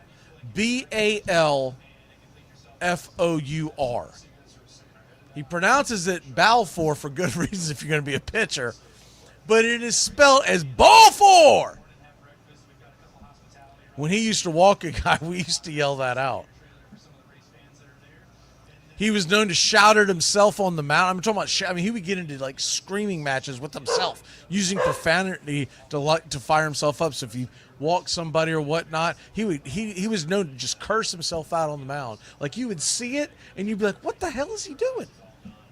And he would, I'm going to clean it up a little bit, but he'd say, get it together. What are you, nuts? You suck. Come on. You can do better. He would do that kind of thing, but you could visibly see it. So that's the biggest thing that I remember him from is he would give himself a talking to. I remember hearing a pitching coach one time saying, they asked him if they thought about going out there and talking to him in a tough spot in the game. They said, no, I think that he gave himself a much better pep talk than I could have. And the clip they showed was him. He might as well have been grabbing himself and throwing himself up against the wall and just screaming at himself so vividly. He got into it with with Orlando Cabrera, if you remember him. Cabrera kicked the dirt in front of the batter's box in the direction of the pitcher's mound one time, and according to Ball 4, as I always like to call him, Cabrera told him to throw it over the plate. Unaware of Ball 4's behavior while pitching, Cabrera was under the impression that he was the one being yelled at. So Orlando Cabrera goes at him. This is when Cabrera's playing for the White Sox. Goes at him because he's cussing himself on the mound. And he goes, well, then throw it over the plate. He's having an argument with a guy who's having an argument with himself. I'll never forget that because the clip of it, oh, my God, like I was in stitches of it. The at-bat continued, and it ended up with Cabrera striking out. Ball 4 stormed off the mound yelling at Cabrera at that time as he walked to the dugout, and Ball 4 stated after the game that he told Cabrera to go sit down after he told him to throw it over the plate. So there was no further incidents between the two because after the game, someone told Cabrera, hey, did you know that he curses himself on the mound? He goes, no, what? So the whole thing was squashed and it was laughed about. So he was a part of the Tampa Bay Rays in the second stint. Now with Oakland in Game 3 of the ALDS, Ball 4 became, I've got to bring this up again, he began cursing at Victor Martinez, who then answered back, leading to both benches clearing. This is in the ALDS. This is a very famous one. And the picture you're seeing of them celebrating was them clinching a playoff spot, him and his catcher for the Oakland A's. But Ball 4, he was an absolute character, and I miss characters like that. I know more will come along, but he was a riot. Okay, that is a very good place to take a real quick break. When we come back, these names get much better. I don't know if the stories get better than Grant Ball 4, or I'm sure he'd probably cuss at me and say it's Balfour, but the names take it up a notch. We'll be back in a flash here on Once Upon a Pastime series, Braves Country HD. It's the best in sports and entertainment, and get locked in and locked down with Rhino Radio Penitentiary, 7 a.m. to 10 a.m. with your host, me, Ryan O'Neill, each and every morning, right here with the best in sports and entertainment, all the way from professional sports to college sports to River Dragons hockey and everything in between, including some of the very best local and national guests. It's the Rhino Radio Penitentiary, 7 a.m. to 10 a.m. Monday through Fridays, right here on 99.1 FM WQEE. Are you looking for a reliable dental practice that not only cares about your teeth, but is friendly to work with? How about one that offers great deals and new patient promotions? Well, your search is over.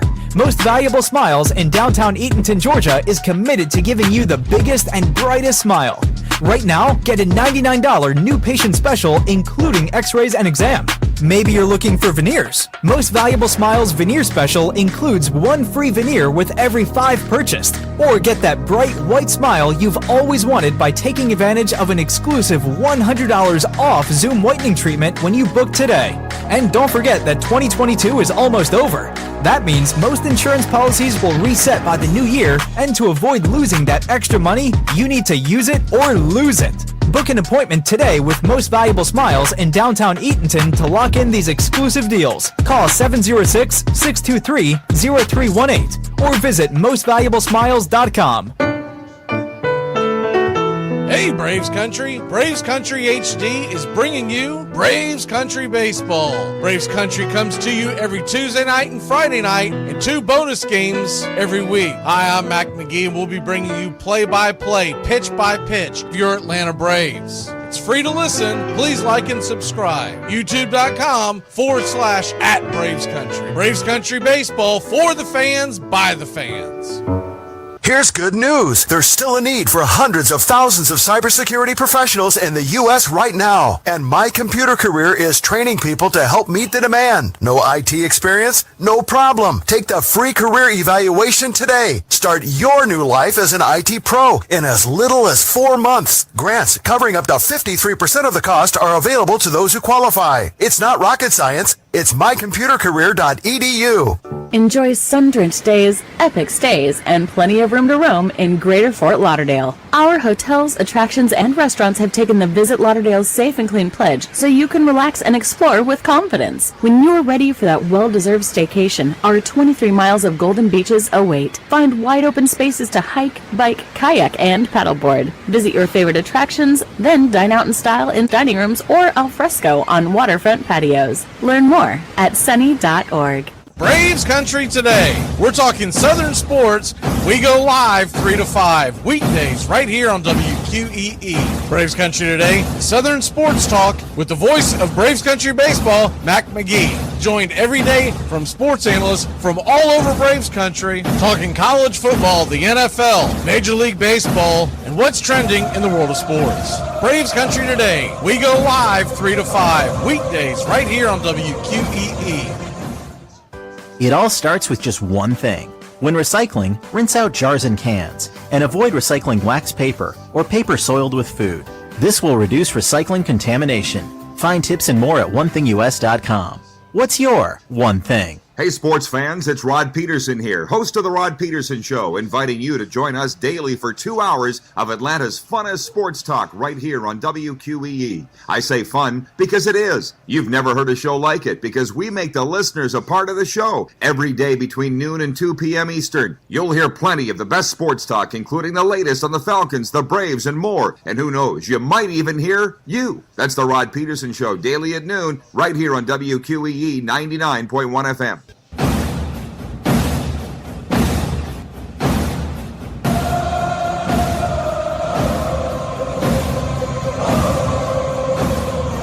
Welcome back.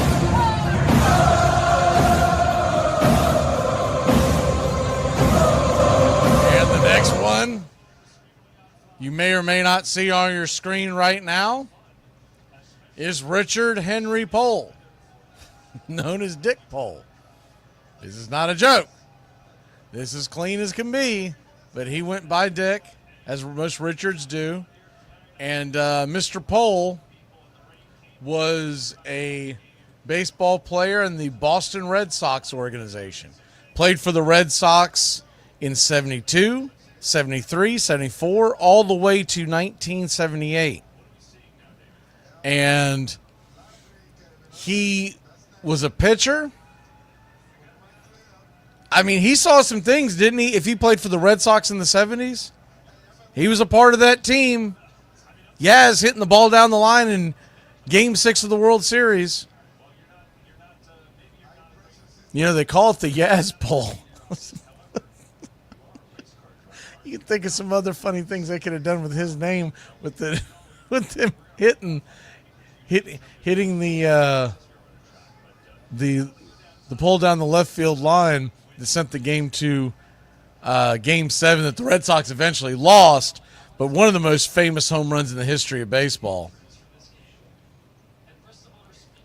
Now, Dick Pohl actually, in his 6 years, he was 25 and 37, pitched a lot of relief. Never threw more than 120 innings in a season, which back then was low. Believe it or not, kiddies, as you gather around the radio, there was a day and time where 120 innings was very low. But he had an ERA lifetime just north of 5.05. He had a 531 innings total pitch and a whip of 1.537. So he wasn't a great pitcher. He's from Trout Creek, Michigan. But one of the more colorful names in the history of baseball And a lot of collectors love collecting his baseball card because of the funny name. And his last appearance actually was in '78 with the Seattle Mariners, but he played most of his career with the Boston Red Sox from '73 to '76, and then with Seattle from '77 to '78. And then after that, he became a coach in the Cubs minor league organization in '83. Joined their major league staff in '88. I actually remember him more as a coach. I remember wait, what is his name? This is for Google. You're like, I think I heard that wrong. He worked for Don Zimmer in '88, '89 with the Cubs, and remained in that capacity through 1991. He was one of the guys that helped develop Greg Maddux. So, and Maddux actually credits Pohl for a lot of his success. It's one of the reasons why I'm more familiar with his name than I think a lot of people would be, just because Maddux has mentioned him several times. In fact, there's a quote from Maddux that says, I remember when Dick Pohl told me one day, why don't you stop trying to strike guys out? Just try to get them out, and you'll probably strike out as many guys, if not more. He went on to say he was right. I've always tried with 2 strikes just to make a pitch and get the guy out. You get a lot of strikeouts just on accident. And so, and really, if you think about it, that was Greg Maddux's entire mindset of his career. I remember the famous line, he was asked by a reporter one time, would you consider, I don't remember if they called it perfect game or whatever term they used, but basically said, if you could dream of one game that you go out there and pitch, would it be 27 strikeouts? And Maddux said, absolutely not. It'd be 27 pitches. All of them would be dribblers over to first base where the first baseman steps on the bag and I don't have to move. That changed his mindset, and he credits that to one Richard Dick Pohl. So there you have that. Here's another one that I'd say most people aren't familiar with because he played so long ago. But this is about as funny as it gets. As when I saw this name, I was like, what? Someone named this guy this? What are we talking about here? Now, honestly, it's not his first name that makes you laugh. It's his last name. You'd think at some point you change your last name. The family changes the last name. This man's name was Doug McWeeny. I mean, this sounds like something we make up as a moniker, to make fun of someone who's, doesn't have the guts to go do something. Oh, look at old Doug McWeeny go. You know what I mean? Like this is a real name. You imagine having to go through life signing that, but also you got to put your name down for a table. Back in the day, now they text you and whatever. We got a 4-top for Mr. McWeeny. Mr. McWeeny, a 4-top. Like, what? Heck no. First of all, I'm giving them my first name. They go, we need your second. I go, you absolutely do not need my second name. Doug McWeeny he's such a, I think it's the funniest one to me in real, just when you think about, that's his last name. 4.17 ERA, lifetime. Born in Chicago, Illinois in 1896. He played for the Chicago White Sox. He also played for Brooklyn. Now, this is the 1920s. He finished his career at the Cincinnati Redlegs in 1930. By then, they were known as the Reds. But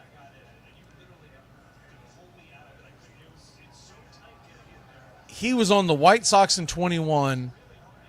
He was on Brooklyn. Now, that was a bad Brooklyn team in the 20s.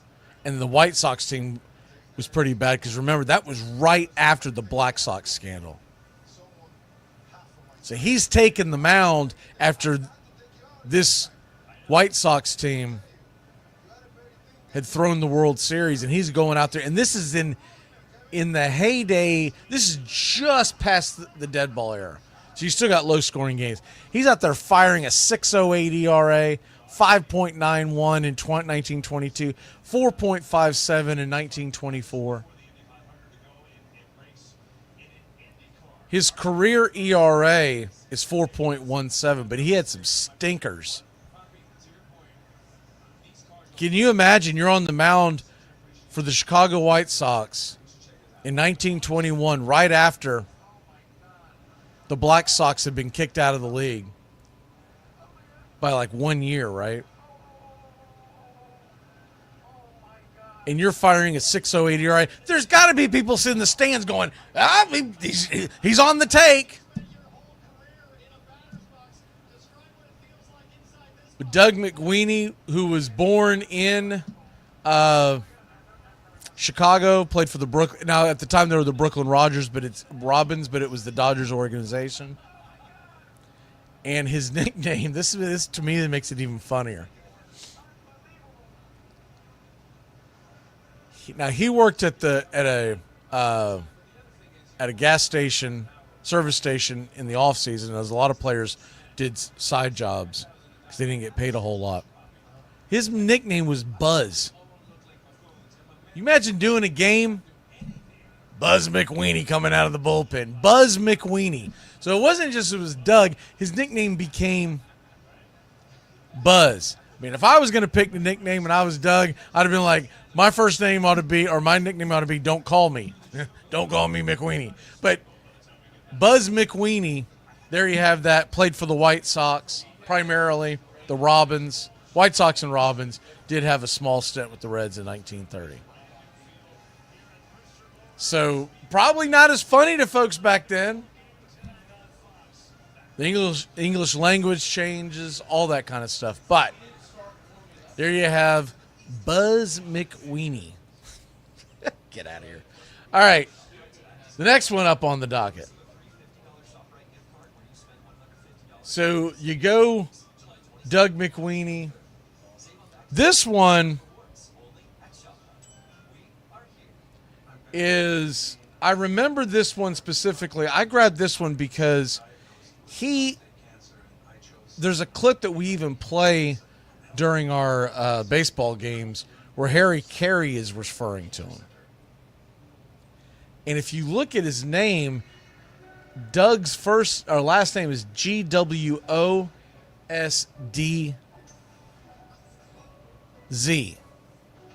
So if you're looking at it, you're trying to spell it. What is it? Gwadzitz? What's it? What is his name? It's Goosh. You pronounce it Doug Goosh. And Goosh, his nickname, because if you look at that GWOSDZ, it doesn't look like a word. What else doesn't look like words when they're jammed together like that? Eye chart. So his nickname was Eye Chart. And I remember hearing his nickname. I never really knew his name as a kid growing up, but I knew his nickname growing up. He was born in 1960 from Houston, Texas. Debuted with the Padres in 1981. And his last appearance, now this is sad, with the Padres, was September 24th of 1984. That's the end of the season. That team went on to go win the pennant and play in the World Series. That team beat the Chicago Cubs, which is kind of funny because our number one guy made it to the World Series that year as well. So you would have had Goosh Eye Chart versus our number one guy. We'll get to him in a minute. But didn't have much of a career. Goosh lifetime 1.44 ERA. He was a catcher.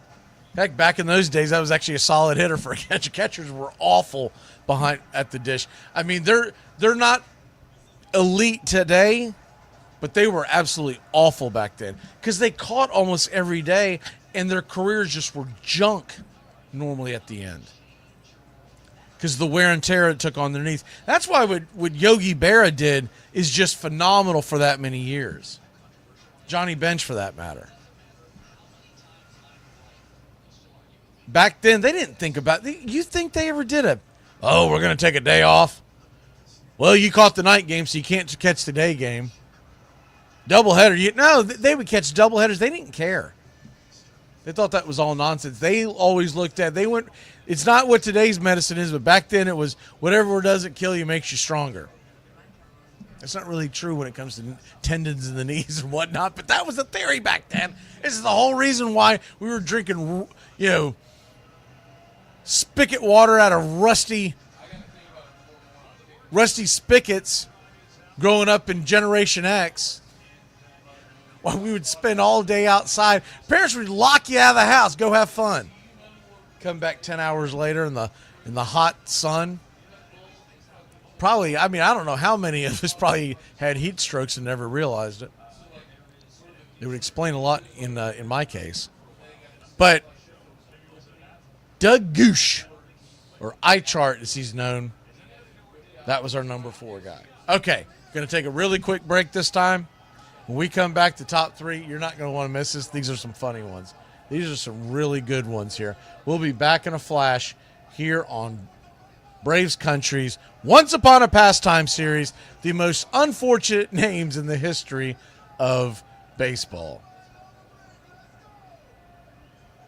Braves Country today. We're talking Southern sports. We go live 3 to 5 weekdays right here on WQEE. Braves Country today, Southern sports talk with the voice of Braves Country baseball, Mac McGee. Joined every day from sports analysts from all over Braves Country, talking college football, the NFL, Major League Baseball, and what's trending in the world of sports. Braves Country today. We go live 3 to 5 weekdays right here on WQEE. It's the best in sports and entertainment, and get locked in and locked down with Rhino Radio Penitentiary, 7 a.m. to 10 a.m. with your host, me, Ryan O'Neill, each and every morning, right here with the best in sports and entertainment, all the way from professional sports to college sports to River Dragons hockey and everything in between, including some of the very best local and national guests. It's the Rhino Radio Penitentiary, 7 a.m. to 10 a.m. Monday through Fridays, right here on 99.1 FM WQEE. Here's good news. There's still a need for hundreds of thousands of cybersecurity professionals in the U.S. right now. And My Computer Career is training people to help meet the demand. No IT experience? No problem. Take the free career evaluation today. Start your new life as an IT pro in as little as 4 months. Grants covering up to 53% of the cost are available to those who qualify. It's not rocket science. It's mycomputercareer.edu. Enjoy sun-drenched days, epic stays, and plenty of room to roam in Greater Fort Lauderdale. Our hotels, attractions, and restaurants have taken the Visit Lauderdale's Safe and Clean pledge so you can relax and explore with confidence. When you're ready for that well-deserved staycation, our 23 miles of golden beaches await. Find wide-open spaces to hike, bike, kayak, and paddleboard. Visit your favorite attractions, then dine out in style in dining rooms or al fresco on waterfront patios. Learn more at sunny.org. You're in Braves Country.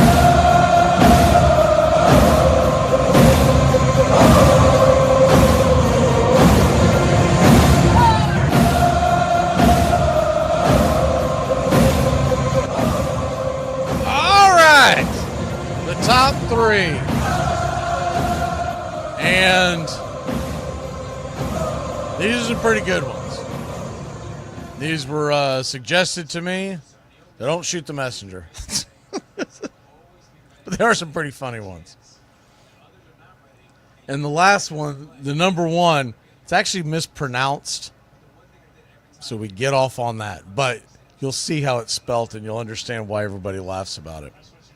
All right, number 3, as you can see, Pirates outfielder. Kid you not, this man played for the Pittsburgh Pirates organization from 1936 to 1939. And none other than Johnny Dickshot. And if that doesn't sound like something you would call someone or say, or just use as a nickname to bunch of your buddies roughhousing. How do these guys keep these last names and not change them? Lord, I hope there's not a great-grandson, great-granddaughter with that name. Hopefully they put an end to that nickname or that last name somewhere around the 1940s or 50s. They said, we got to change this. Let's call it Moonshot. Let's do anything.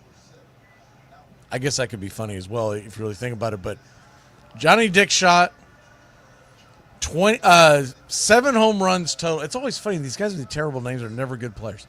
7 home runs total in his career. 990 at-bats. They had some bad names in Illinois. From Waukegan, Illinois, born in 1910. What's the deal with a lot of these goofy names? These people are born in the Illinois area. Might have to ask our Chicago guys about that. Lifetime batting average of .276, 116 RBIs. Not a lot to say about his career. I tried to find some stuff. What's even funnier is his nickname. So if Johnny Dickshot wasn't a funny enough nickname, his nickname was Ugly. So was Ugly Dickshot. What? This was a name that he walked around with? I'd be calling those fighting words. But anyways, played for the Pirates, the Giants, the New York Giants, the Chicago White Sox. He also spent many years, 1930 1947, in minor league baseball. You can see him on the screen. I mean, I don't really see it, but they said that he got the nickname to be the ugliest man in baseball during his career. I mean, it's not like he's got a... I don't see what makes him much more uglier than me or the next man, but whatever. Maybe it was self-deprecating humor. Maybe he wanted people to not pay attention to his last name. No, man, just call me ugly. I'll take that any day of the week. And so he was...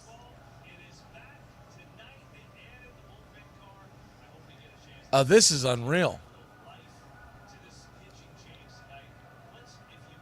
He was born in Illinois,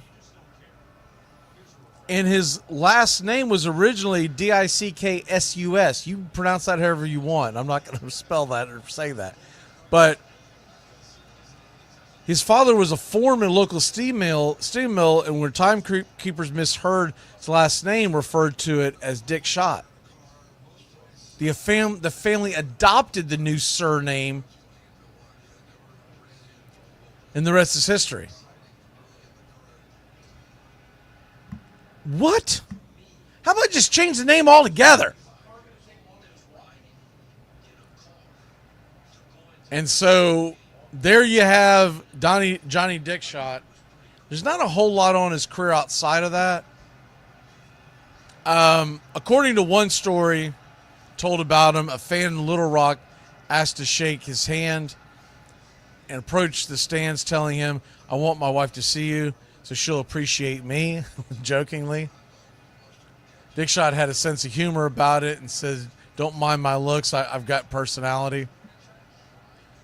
When people joked about his looks while he was with the Giants, he would say, boys, I'm like a mountain, big, rugged, and in my own way beautiful. But once again, you see the picture. I mean, it's not like for folks who are listening on radio, it's not like it's some farming accident. It's like he's like a normal guy. Whatever. Evidently, I guess if you're gonna have a name like that, you gotta have one heck of a sense of humor. Speaking of that, we go on to our number 2 guy. And this guy, this one isn't as crazy that he kept the name. although considering nowadays and the connotation that it could be taken from, his name was spelled Pete, L-A, capital C-O-C-K. So you can imagine how Pete Lecoq was probably made fun of because he came up and played in the 70s. That's not that long ago. I don't know how his family kept this surname this whole time, but they did. Now, he was a little better player. Lifetime 257 average, 27 home runs. Here's the dumbfounding thing about him. He was born in Burbank, California. It's right there in the heart of Hollywood. You would think in Hollywood you would be a little more aware of your branding and would change the name, but he did not. He was drafted by the Cubs in 1970. He in the Texas League, by the way, in 70, he led the Texas League with 85 bases on balls. And so he could work the count is essentially what he was known for. The next year for the San Antonio Missions at the next level, he led the league with 93 bases on balls. And in 72, did it again for the Midland Cubs. He was promoted to the major leagues, where he played from the Cubs from 72 to 76 and the Royals from 77 to 80. Played in Japan in 1981. So 77 to 80, Kansas City Royals, you think about it, those were some pretty darn good teams. That was in the heyday of the Royals-Yankees rivalry. And routinely, Pete Lecoq came to the plate and people talked about him and said his name and no one thought about it. We laugh about it now, but it wasn't looked upon it as a big deal in the 70s, but it was still, there still had to have been a snicker here and there. But he played for the Royals 77, 78, 79, and 80. I know the Cubs in the early 70s were not a very good baseball team, but the Royals, they had a pretty good team. He primarily played first base and outfield. And there you have him. He passed away at the age of 71. Not that's got anything to do with the story, but just want to put a cap on it. So that's our number 2 guy that was voted on. So who's number 1? I should have had a drum roll for this. You probably know who it is. If you follow, especially if you follow baseball cards, you're probably aware of this man because people love making jokes about him. And there he is. It is spelt Kuntz. Kuntz is his last name. Rusty is his first name. Now, we will not mispronounce his name. It's Rusty Kuntz as it's pronounced. But you can imagine the jokes that go around for Mr. Rusty Kuntz. And I will try like heck to not mispronounce his name, as it is always mispronounced in jokes and whatnot. He played for those 1984 Tigers. I was just talking about a second ago how iChart was on the 84 Padres. You almost had iChart and Rusty Kuntz going head-to-head in the World Series. Now, for good reason, iChart was left off the team. Wasn't a very good hitter, wasn't a very good batter. But Rusty Kuntz, outfielder, he actually got the game-winning RBI in Game 5, the decisive game of the 1984 World Series. That's pretty cool. I read that earlier today when I was getting ready for this show, and someone had brought it up, and I double-checked and go, yeah, sure enough. He hit a pop fly to the second baseman that became the game-winning RBI for the 84 championship. He was also a coach for the 2015 Kansas City Royals and is currently a coach for the Royals. He's got 2 World Series rings. Played for the White Sox from 79 to 83. Played for the Twins in 1983. And has been coaching for the Royals for well over a decade and a half. And when you look at the fact that, you know, the guy is by the way, for those in the Middle Tennessee area, he at one point, there's a card you can get for him, played for the Nashville Sounds in 1985. There's a baseball card of Rusty Kuntz from the Nashville Sounds in 85. I would love to have that card. I haven't been able to find it, but I would love to have that card. But, yeah. So he finished his playing career in 85 with the Tigers. But all in all, pretty darn good playing career. Very good, very long coaching career. And all in all, when you're a 2-time World Series champion, one as a player, one as a coach, you've had a hell of a career. So Rusty Kuntz, as it's pronounced, get your mind out of the gutter. Even though we put it there. He's 68 as of recording this show. And he was originally born in Orange, California, but there you have Rusty Kuntz, who was voted as the funniest of all the most unfortunate names in baseball history. And there's a lot more we'll probably get into down the road, and I'd love to hear everyone's. We just threw the top 10 together really quick. Probably could have done a deeper dive. There's a couple that come into my mind right now, but we'll probably say that for another show. But there you have it. Most unfortunate names from Clyde Klutz to Rusty Kuntz. And a shout out to Dick Pole and Johnny Dickshot. I mean, what in the world? Y'all have a great day. Braves country.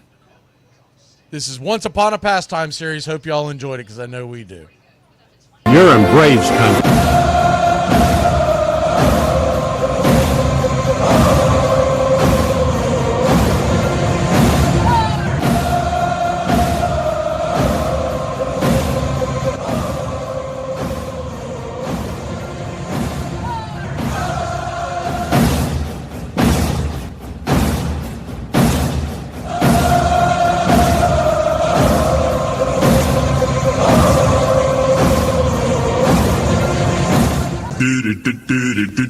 Goodbye, sweetheart, well, it's time to go. We're back tomorrow with another show. Well, fellas, we're fired, we'll talk to you then. Goodbye, sweetheart, goodbye. Goodbye. Guys and gals, it's time to go. We'll see you on the next show. Same back time, same back channel.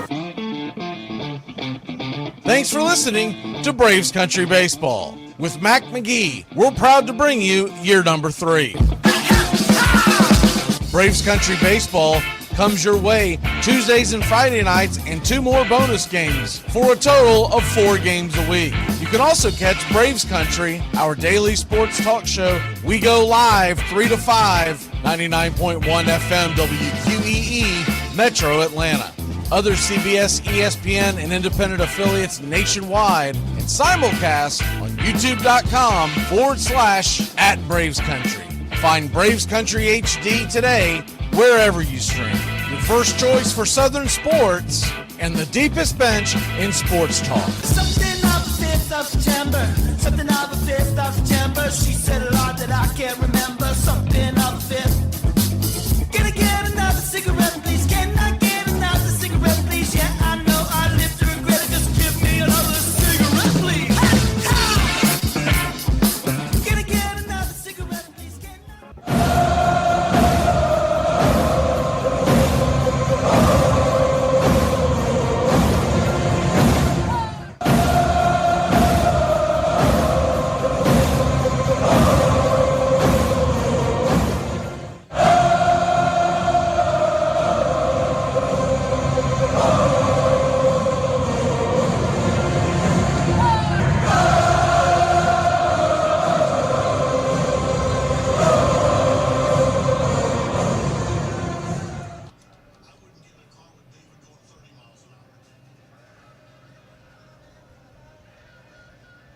keep playing like this, we'll be the laughing stock of the league. All right, boys, let's get back to basics. This is a baseball. The object of the game is to keep the baseball within the confines of the... You're in Braves country.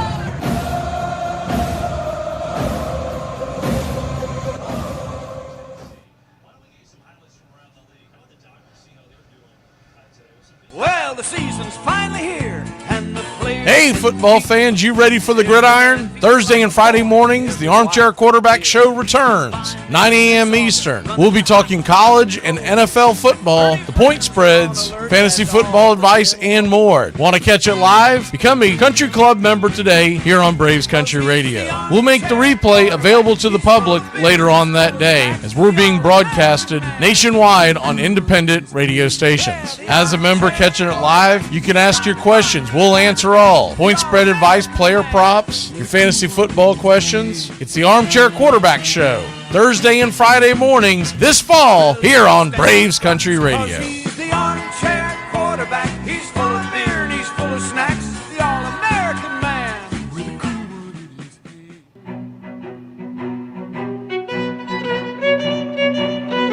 Hey, Braves Country, Mac McGee here for American Rebel Beer. From the mountains to the prairies to your pint glass with white foam, we're bringing back beer with a backbone. All that matters in our brew is taste and a touch of American excellence. American Rebel Beer, born in the USA.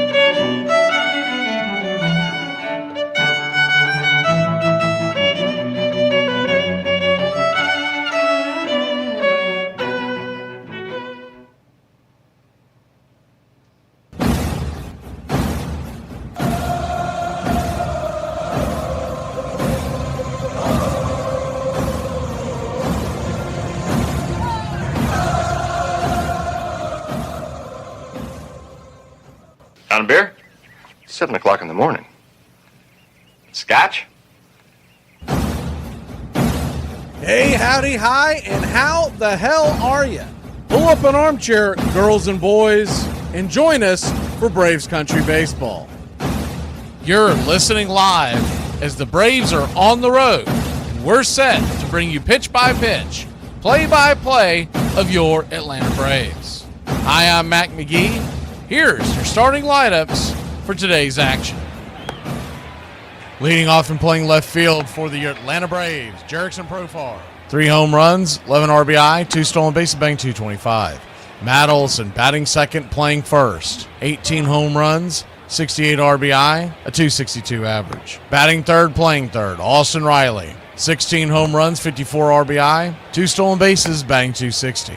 Drake Baldwin, the designated hitter, is batting cleanup. He's got 11 home runs, 41 RBI, a .278 average. Batting fifth, behind home plate, Sean Murphy. 16 home runs, 42 RBI, batting .232. Batting sixth and patrolling center field for your Atlanta Braves, it's Michael Harris II.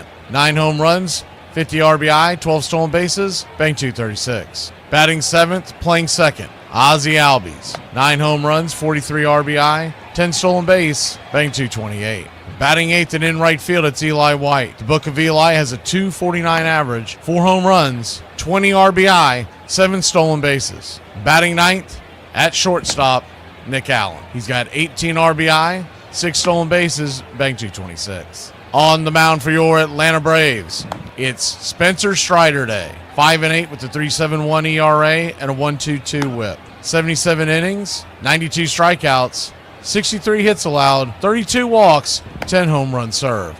He'll be going head-to-head with the rookie Chase Burns. Chase Burns is 0-3 with the 6.26 ERA, a 1.54 WHIP, 27 innings, 45 strikeouts. I'll say that again. 27 innings, 45 strikeouts. Wow. 30 hits allowed, 12 walks, 4 home runs served. Mr. Burns' Cincinnati Reds were extremely late getting their lineup in, so we'll have to wait to first pitch to go over it and as the game goes along. Calling balls and strikes behind home plate tonight, it's Will Little. Brace yourself. Will Little is one of the most inconsistent umpires in the game. He has a high strikeout rate and a high walk rate behind the plate. That means that his strike zones are typically inconsistent at best, and the slug and OPS boost is fairly high as well. We'll see how this stadium in a NASCAR infield plays out, but we're expecting a high-scoring game.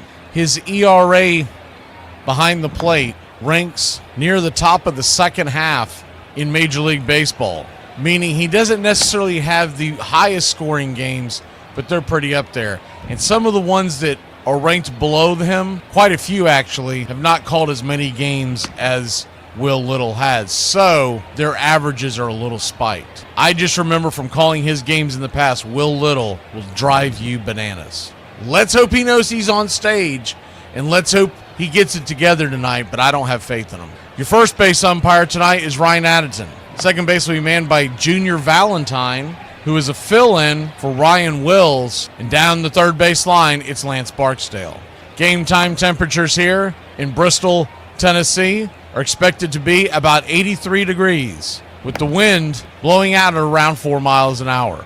Your Atlanta Braves are minus 110 on the money line. The over-under is 8. Just a heads up to all, that seems low. American Rebel Beer, keys to the game tonight. It's going to be about this stadium, and we really don't know how it's going to play out. All the factors kind of point to a high-scoring game, but you never know until they yell play ball. The real factors that we can measure is Will Little behind the plate. His inconsistency tends to lead to higher scoring games, but if he's widening the strike zone, it could have the opposite effect. He's just so inconsistent, it's hard to predict that. And then the other thing would be the starting pitchers, obviously. Spencer Strider, he hasn't been dynamic recently. He'll get his strikeouts. He'll usually keep it down around 3 runs. I think today you have to have an expectation of a higher runs yield. If he can give us 5 innings, we'll take 5 innings tonight. And if it's a higher scoring game, if he can keep them to like 4, I'll take that all day long. Chase Burns, his strikeout rate is enormous. You're talking about a starting pitcher almost having just under 2 strikeouts an inning. That is insane. But then you also see that he's given up a ton of runs. Some of those games he's been rushed out of early. He had one in Boston that I watched personally on one of the Braves' days off, and that game particularly ran his ERA up. But even with that being said, he tends to give up crooked numbers. It's not necessarily by the home run ball either. That would have been my assumption. His last 5 starts, he's only given up 3 home runs. But he's given up runs of 3, 6, 2, and 1, but then also he gave up 7. The most impressive one is at Philly, where he went 4 2/3 in that little bandbox that they call a stadium, and against a pretty good offense. He went 4 2/3 and only gave up a run. But how will this play? I'm very interested to see how the youngster deals with the pressure of the big lights in this stadium. But so far, Reds fans can't be upset with what they've gotten out of this young fireballer. Our pick to click tonight, well, obviously nobody's ever seen Burns before. And if we think offense is going to be a thing, give me Matt Olson. He's due to bang one out of the park. I also expect a good outing from Spencer Strider tonight, at least on the strikeout end. He's from right around the corner of where this stadium is. And this has to mean the world to him to get to start this game. Other note that we want to make, because this game is not on the traditional site that we bring it off of, there is probably going to be a delay. We've got rabbit ears set up. We've got a couple other things, but we're kind of at the will of the weather when it comes to that. I've seen it already zip in and out. So bear with me. I'm going to give you the best play-by-play I can. I've got another device set up, but it is extremely behind what the game will be showing on your screen. And I'm assuming we're going to have the 3D there, but I don't know that to be a fact, because I don't know if they brought the technology with them that are in all the other stadiums. Because if you remember, if you were with us in spring training, they did not have it for spring training games. So I don't know if they brought that technology with them. And if they didn't, we'll have a scoreboard up there, and we'll do it old school for you. But we're going to try to attempt to bring it to you. I just have no earthly idea how this is going to work, but I'm excited to bring it to you. Put your click in the chat, slap that like, and let's get ready, Braves Country. We'd like to thank everybody for choosing Braves Country Radio, and a special thanks To all the country club members, please like on your way in and subscribe, set those alerts, and share Braves Country Radio to help build the crowd so we can continue to bring you the classic call of Braves Country Baseball. Well, it's about that time. Grab you a cold one. Find you an armchair. Atlanta Braves Baseball right here on Braves Country Radio. Your modern-day superstation is in its 5th season of bringing you pitch-by-pitch, play-by-play of your Atlanta Braves and our one-of-a-kind production. Take us anywhere you go for over 170 Atlanta Braves ball games. Please like and subscribe today. Join the Country Club. Thank you to all the Country Club members. You help support Braves Country Radio. Get this bus moving. Stop. Come back. Too late. Roll call! Yeah, roll call! You're in Braves country.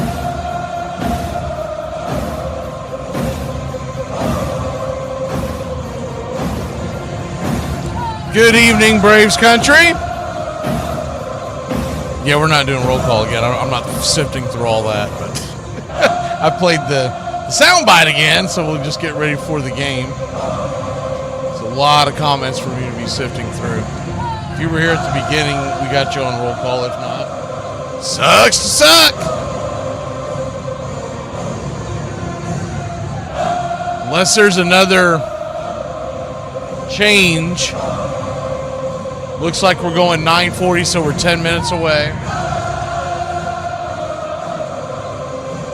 And once again, in the pregame, I talked about it. I'm getting really bad reception on my Fox. So it's probably going to be an absolute S show. But I'm going to keep messing around with it. I'm going to do it here in a second. Keep trying to get it to get set. And Fox isn't helping me by the last couple commercials they ran. It was purposely distorted, so I thought it was my damn television. I've also got backups, but they are much further behind.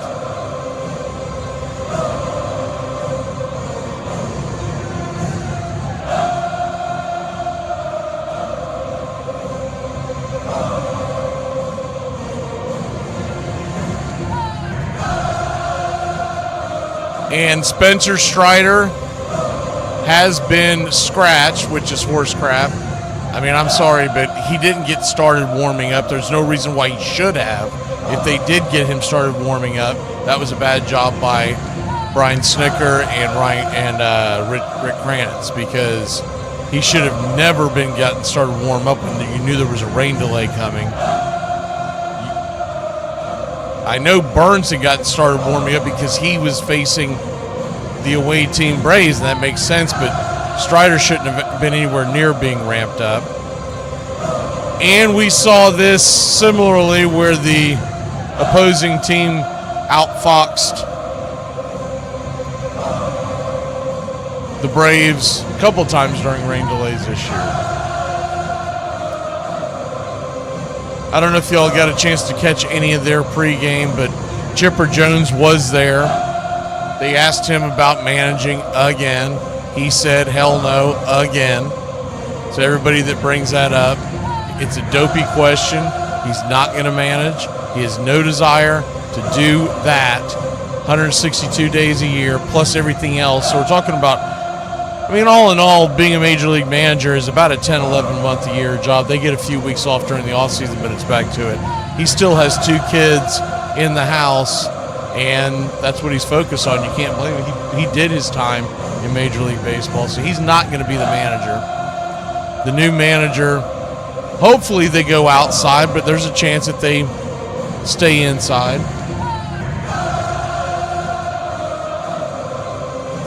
And promote within, like a Walt Weiss. I just think that's going to be a dud for the fan base in trying to sell tickets next year. And if Anthopoulos does that, that's going to be a part of his legacy, is he didn't know when to move forward. So all that has to come into play in the new manager. and it hasn't been announced, but you can read the writing on the wall. Everybody wants a new manager, and they're just trying to be mindful of the fact that Snitker is still sitting there as the manager, so you don't want to talk over him and assume that it's already been done, but the handwriting's there.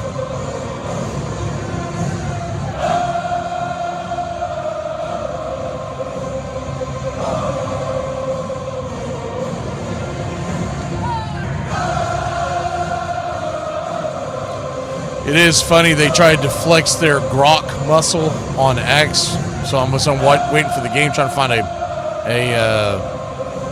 update. I get locked into I don't even know how the hell I found this thread, but it was grok. If you know what grok is, you understand. If not, I don't know. Try to keep up. But the grok machine, their version of like a futuristic AI Google machine, was trying to predict and saying that the Braves-Reds game was actually played last night, and this was the final score. And in his prediction, or its prediction, had Spencer Strider statistics in there. So when I went in there, it tried to clap back on me, and someone said, "What is going on?" I said, essentially,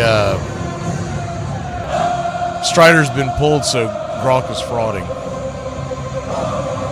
So that's how I kept myself entertained while we were trying to find the first pitch.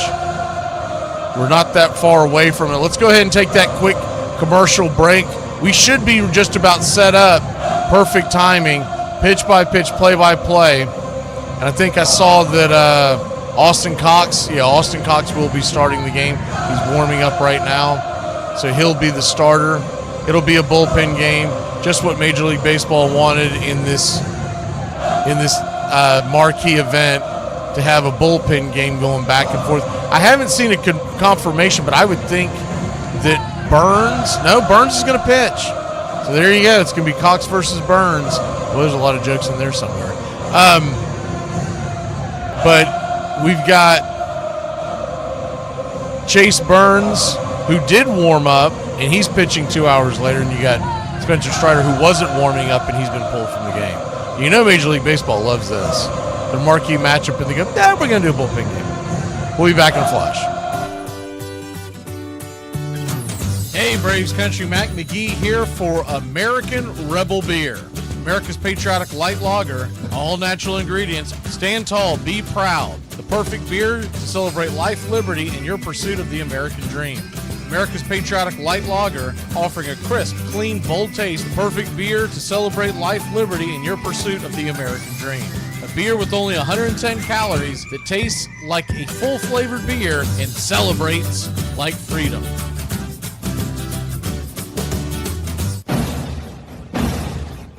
Hey, Braves Country, this is Mac McGee with Braves Country Radio. We are bringing you pitch by pitch, play-by-play of your Atlanta Braves all year long. Join the Country Club today. Help support Braves Country Radio. Join the Country Club today. It helps us bring you more of the game we all love. Braves Country Radio, your home for the classic call of Braves Country Baseball.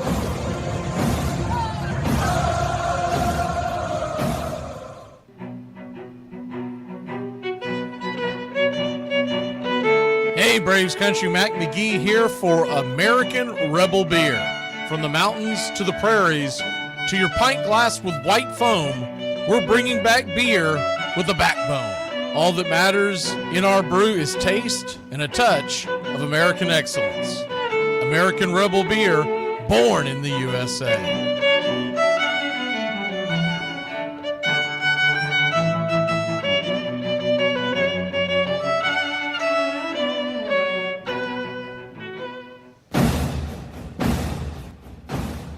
Ladies and gentlemen, we interrupt our program of dance music to bring you a special bulletin from the radio news. Sit quietly and we will control all that you see and hear. There is nothing wrong. You are about to participate in a great adventure. You are about to experience the awe and mystery. You unlock this door with the key of imagination. Beyond it is another dimension, a dimension of sound, a dimension of sight, a dimension of mind. You're moving into a land of both things and ideas. Braves. You've just crossed over into Adventures in Time and Space. We offer you Braves Country Radio, your home for the classic call of Braves Country Baseball. Hi, folks. Join us now for another Braves ball game. Yes, sir. This is the one we've been waiting for. This is it. This makes you feel like it's spring and baseball. No more measles and free tickets to the circus. You're in Braves country.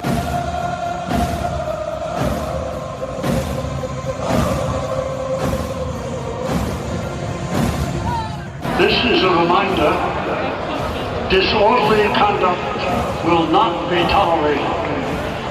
Please respect your fellow fan and refrain from any unruly behavior. Failure to comply with these guidelines will result in ejection.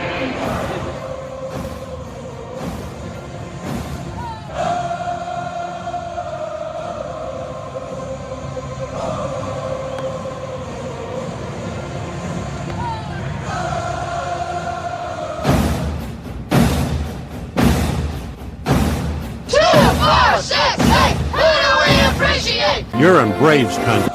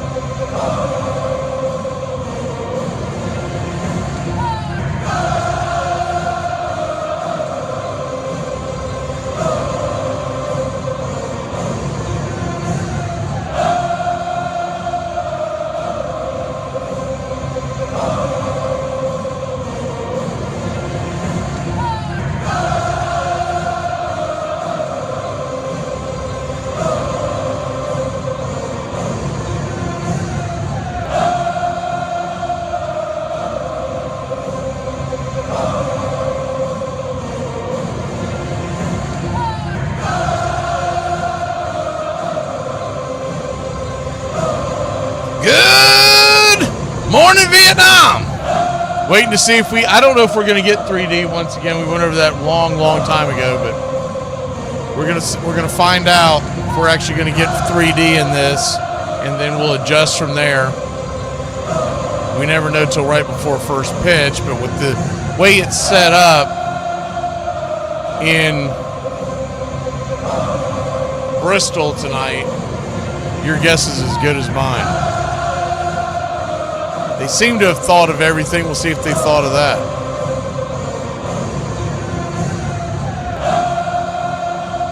Cincinnati Reds are in their all-white jerseys. Numerals are on the chest, NASCAR style, outlined in black and in white. Same thing on the back. So imagine NASCAR-type numerals on the front and on the back. Reds on the left part of the chest, the Cincinnati Reds logo. Red ball cap with the checkered flag on the bill, and the C representing the city of Cincinnati. Braves will have a blue ball cap with flames. I call it the Jeff Gordon look of the, I guess that was 1990s, maybe early 2000s. We had the flame on the car. Dark blue jerseys, gray pants. And so far, I'm not seeing it, so I might be switching this over.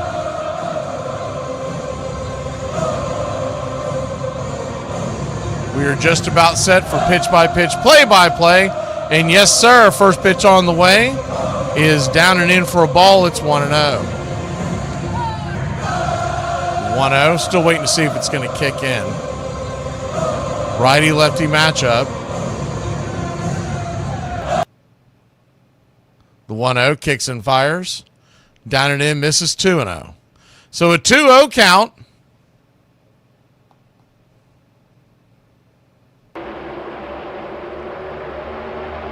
Burns looks into Profar, brings it.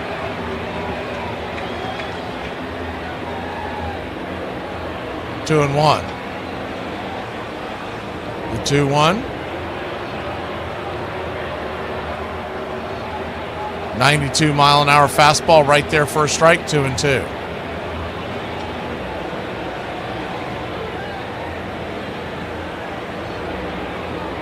The 2-2. Swing and a miss, strike 3. Profar down on strikes. One away. One down.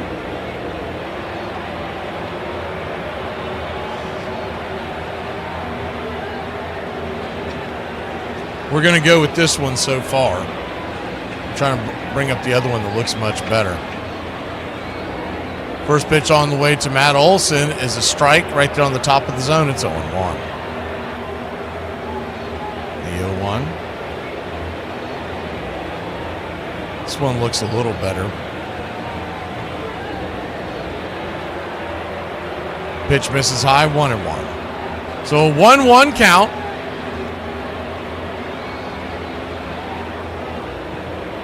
Down and in, 100 miles an hour, 2-1.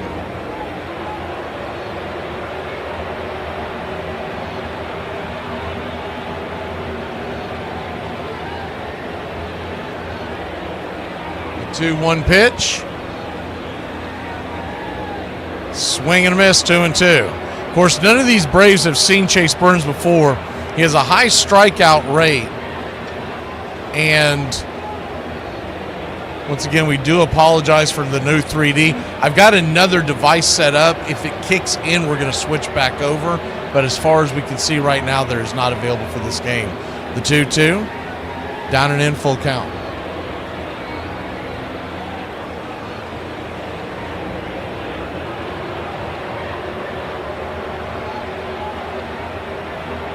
Full count. Swing, slaps it back foul. We'll do it again.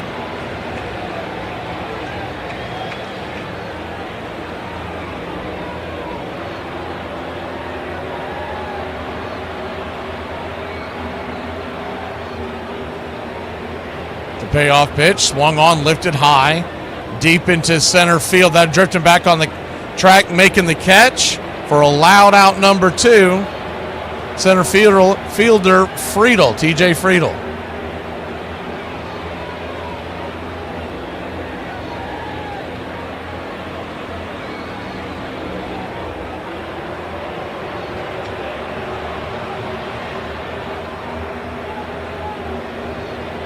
First pitch on the way to Austin Riley is swung on and fouled back out of play. It's 0-1. Austin Riley, righty-righty matchup.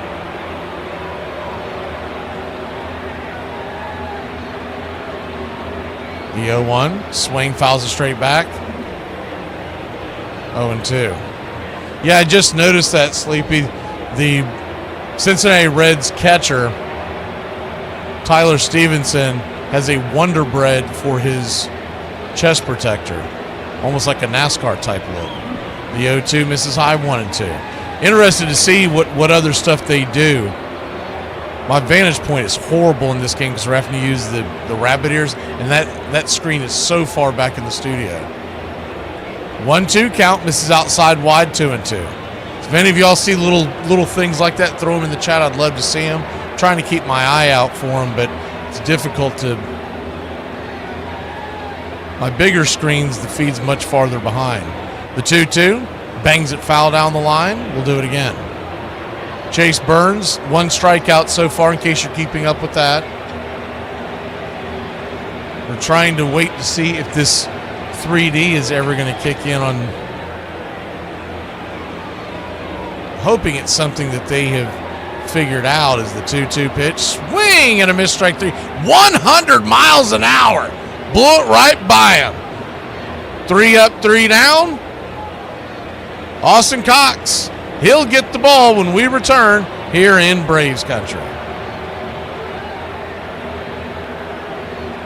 Well, I totally consider myself a people person in my head. In reality, I'm probably more like a coffee person. No does not mean stop. No means find another way. This piece of advice comes directly from Dr. Bill Cosby's dating manual. I believe everything that anyone else has watched Chad play impresses me. The same thing impresses them. What does it mean to you now when the team is struggling? I want to kiss you. I couldn't care less about the team struggling. Grandpa, would you like to take us fishing and tell us life lessons and stories about your childhood? I got a better idea. Why don't you boys go dig a hole and I'll get another beer? Someone didn't love you enough when you were little, did they? Good call. Ladies, if he doesn't help you with your bags at the airport, that's not your boyfriend, that's your baggage. Now, let's be honest. There are some players that do not want to be at home plate with the game on the line. George reveled in it, embraced it, loved it, and usually delivered. I always thought of myself as a clutch player. I think the more nervous I was, the more clutch I was. Alexander has to come to him in this situation. Wilson at first, nobody out. Well hit to left center. Back goes Mosby, along with Bell. Forget it! Home run Brett! George Brett certainly has no superior and may have no equal as a showcase player in all of baseball. Any second now, he'll be coming out for the curtain call, and there he is. George willed the Royals to win Game 3. Ground ball. Well, he's in a slump. It's only a single, and he's 4 for 4. That was the best game by far I've ever played in my life. It's popped up, and appropriately it will be Brett. Kansas City wins it. He'd almost single-handedly won the game and would hit .348 overall in the series. You got to be kidding me. You got to be kidding me. It's raining. I can't you not? It's raining. Looks like they're going to play through it. As soon as they came back, it's raining. Austin Cox set to hit center stage. He'll fire the first pitch on the way to TJ Friedel. Misses down and in. It's 1-0. Austin Cox's jersey is soaking wet. I mean, it's raining that bad. Are you kidding me? The 1-0. Swing, hammers it down the first base line. 1-1. I'm just doing a blind look at this. It appears that down the left field line, right field line, it appears to be a very short porch. I haven't seen the only thing I can see is the dead center field's about 410. The 1-1, down and away, 2-1. I tried to do some research on it, but I got conflicting reports, so I'm waiting to see it actually pop up on the screen. But it is raining here in Bristol. Doesn't appear to be anybody in the stands. They might be hiding underneath. As the 2-1 bangs it down the line, fouling out of play, 2-2. The over-under on this game was 8, I believe, at first pitch. It was hovering around the 8.5. And before all the weather began, I kind of thought we might get a... Friedel, by the way, lost his bat during the swing. I don't know if that had anything to do with the rain or if he just loose grip.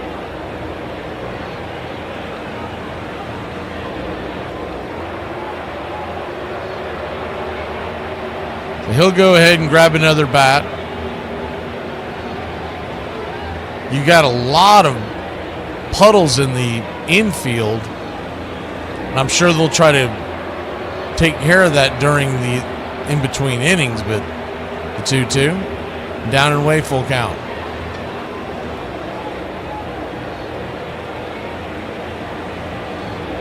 Now, sometimes when you're looking at it, it looks worse than what it really is on TV, is the payoff pitch. Caught looking, strike 3.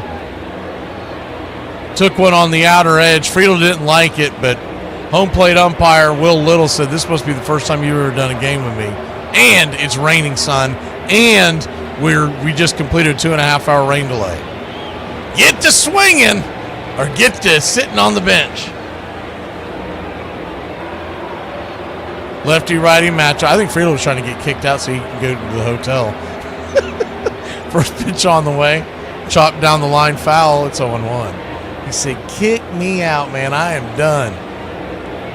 I'm ready to go do a beer stand over there with the fans." You figure there's got to be a couple kegs out in the parking lot, right? The 0-1 fouls it straight back 0-2. So an 0-2 count, disappointing rain. But this is, I mean, if this isn't 2025 Braves, nothing is. A rain delay in basically what is our Super Bowl.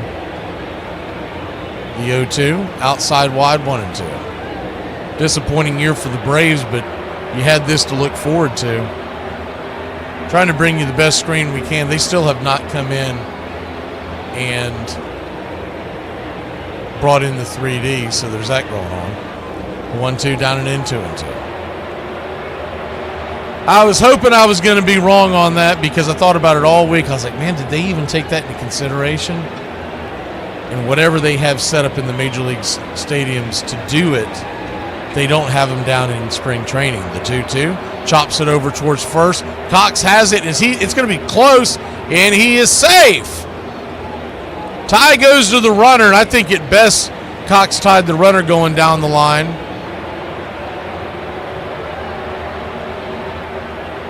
Austin Cox stepping. Oh, he missed the bag altogether.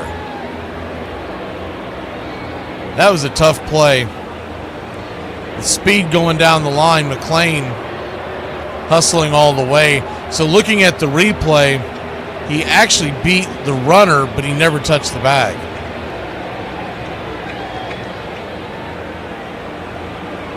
So 1 on, 1 out. Ellie De La Cruz coming to the plate.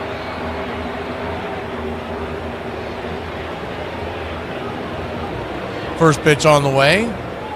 Swing and a miss. It's 0-1. High and out of the zone. Ellie De La Cruz batting .283, 19 home runs, 72 RBI. The 0-1. Down and away. 1-1. Good take by Ellie.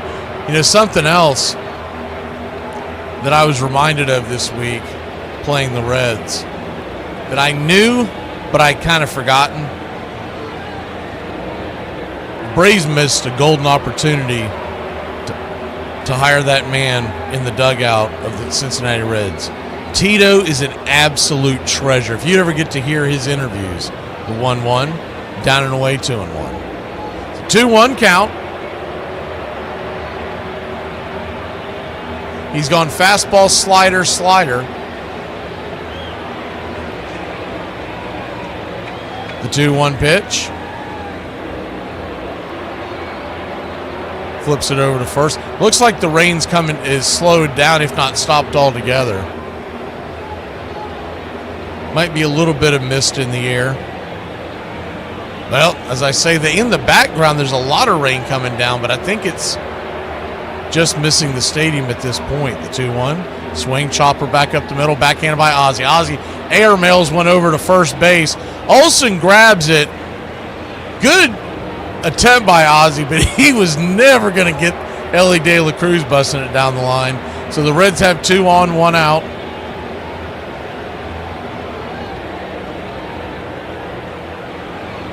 He has really started to love to do that. We've seen him do that several times in the past month since they have him on the shift. Ozzie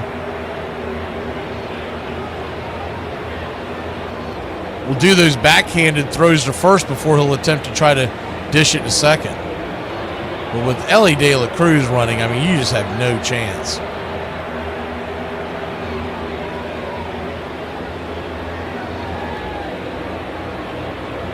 First pitch on the way to Hayes is right there. First strike, it's 0-1. Righty-righty matchup.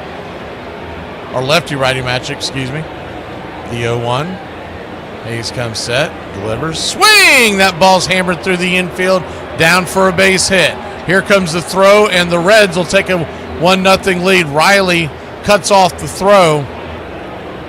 And the Reds have runners on first and second and still only 1 out. Hanging curveball that he slapped through the hole. Good diving play by Riley. Valiant effort, the fact that he went face first into the mud.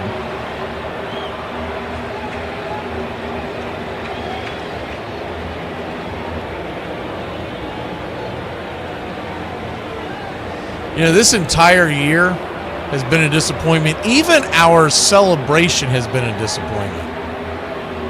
It looks like they're going to try to run some dirt out there on the infield during this. They're in the middle of doing that right now, so you're not missing any action. It's almost like a pit crew out there.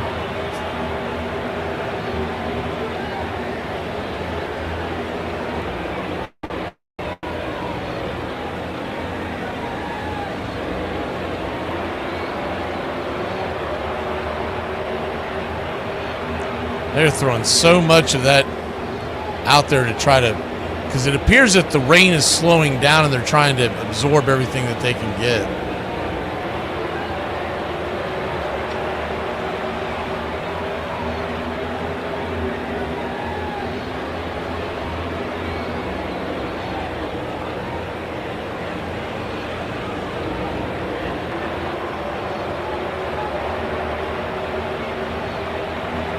They are throwing all kinds of stuff out there. We're going to take a short break. Hopefully, they'll get this figured out. Braves trail 1-0. Runners on first and second. The rain continues to fall, but I think they're going to try to play through it. They at least want to get this to be a complete legal game at 5 innings. They are working furiously out there. We'll be back in a flash. Hey, Braves Country, Mac McGee here for American Rebel Beer. America's patriotic light lager, all natural ingredients. Stand tall, be proud. The perfect beer to celebrate life, liberty, and your pursuit of the American dream. America's patriotic light lager, offering a crisp, clean, bold taste. Perfect beer to celebrate life, liberty, and your pursuit of the American dream. A beer with only 110 calories that tastes like a full-flavored beer and celebrates like freedom.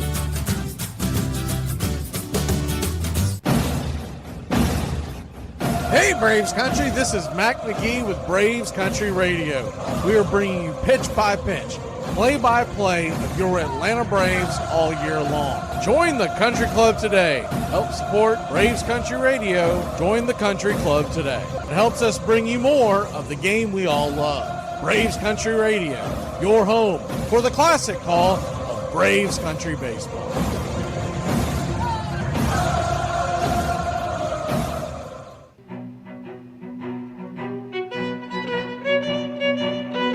Hey, Braves Country, Mac McGee here for American Rebel Beer. On this date in 1881, with his team already ahead in the 8th inning 5-0, White Stockings, later known as the Cubs, outfielder Abner Dalrymple becomes the first player walked intentionally with the bases loaded. The Buffalo Bison's right-hander Jack Lynch gives up the run-producing free pass in an eventual 11-2 victory for Chicago. On this date in 1907, Washington Center's 19-year-old rookie right-hander Walter Big Train Johnson makes his major league debut, losing to the Detroit Tigers 3-2.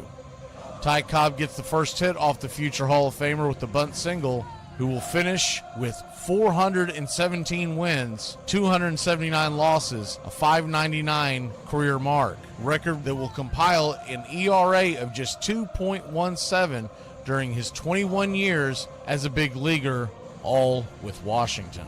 And on this date in 1979, Thurman Munson dies when the Cessna Citation, a jet he is learning to fly, clips a tree and crashes 1,000 feet short of the runway at Akron-Canton Regional Airport. 32-year-old New York Yankee catcher took lessons over 2 years to get home more easily on off days to be with his family in Ohio.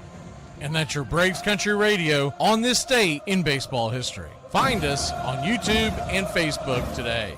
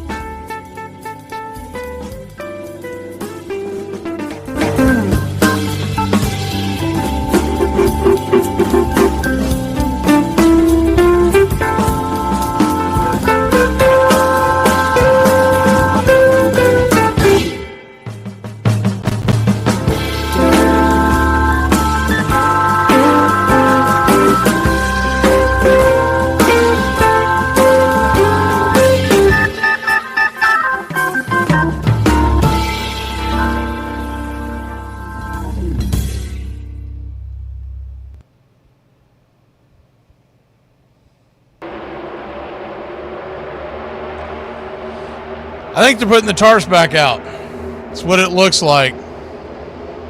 And Tito's getting into it with the umpiring crew. He's trying to figure out what the hell's going on here.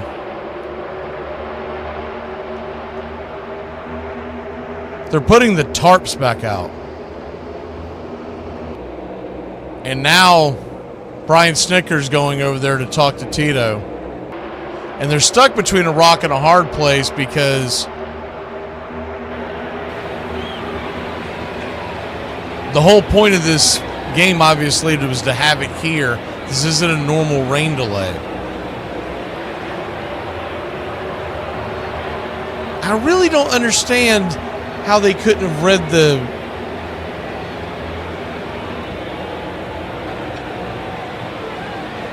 the weather better. I mean, don't they have professionals there? To only get an inning into this game, not even an inning, 4 outs into this game.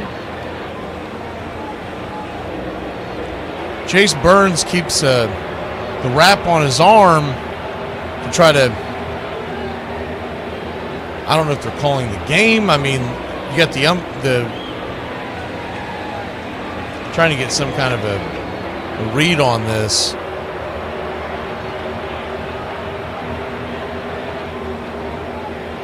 And once again, it's difficult to get the right information because neither one of these teams are realistically a host.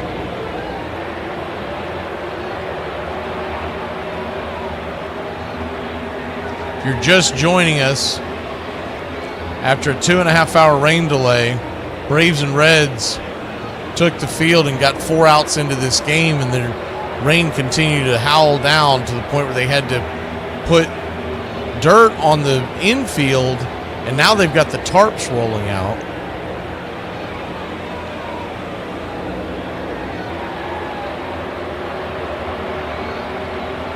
So here we go again. And they've done an absolutely horrific job of trying to get everybody in line with this, and then also they haven't done a great job on passing along, trying to read the room as far as the guys in the dugout. And now I'm going to try to find, there's a guy that I follow that's usually pretty good on this kind of stuff on X as far as the weather part of it. The problem is the guy's on a damn vacation. He even mentioned, so he did mention our game tonight, but I don't know how much he's going to be invested in this.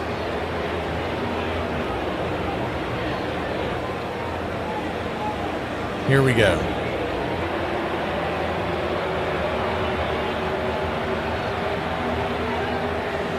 So he's saying it should fade away, even though he's worried about, there's a patch of rain out west, but it looks like it's going to miss the area. So I'm looking off of his radar. I want to see how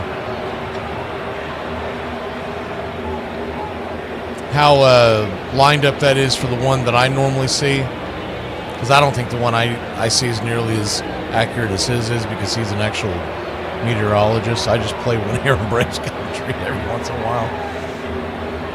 Let me see what we got going on here. This thing's got to probably start thinking I'm living in Bristol at this point, because I've been on here so much checking the weather. I mean, I don't know. It shows it clearing up by 12 a.m. Let's see.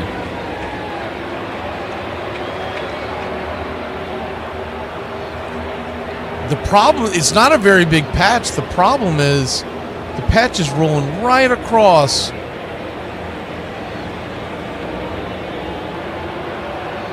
near where the racetrack is.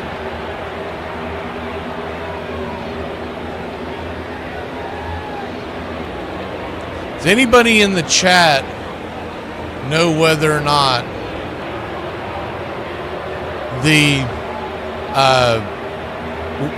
whether this racetrack is actually in Bristol or is in something, or is it in like a smaller town nearby? Or are they just calling it Bristol? Because I thought I saw something else up on a screen earlier today And I've always heard it called Bristol, and I was under the impression that that's where it was.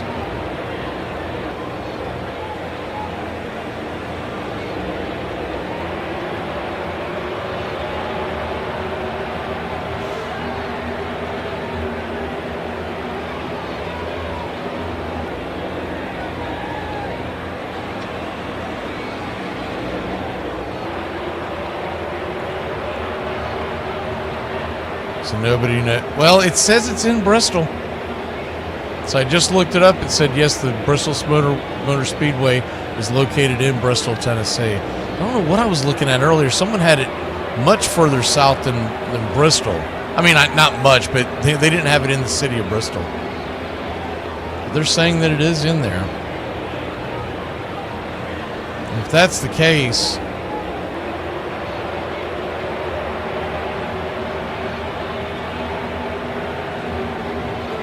I mean, it looks like there's a patch that opens up here in a little bit, and this may be a pretty short rain delay. They might be doing it precautionary to keep the field from flooding.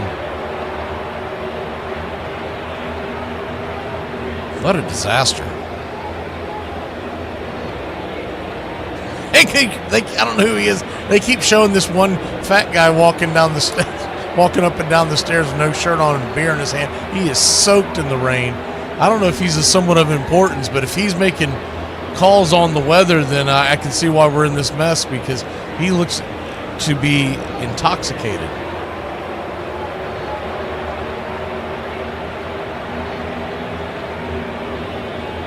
There are very few fans in the stands at this point, but I don't know if they've got other stuff going on behind that we can't see, that they're out partaking in some music or something somewhere. On here, they're getting another report in.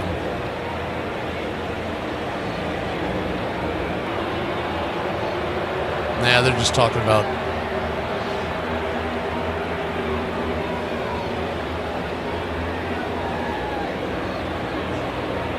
hate for all this dead air, but I'm trying to hear what.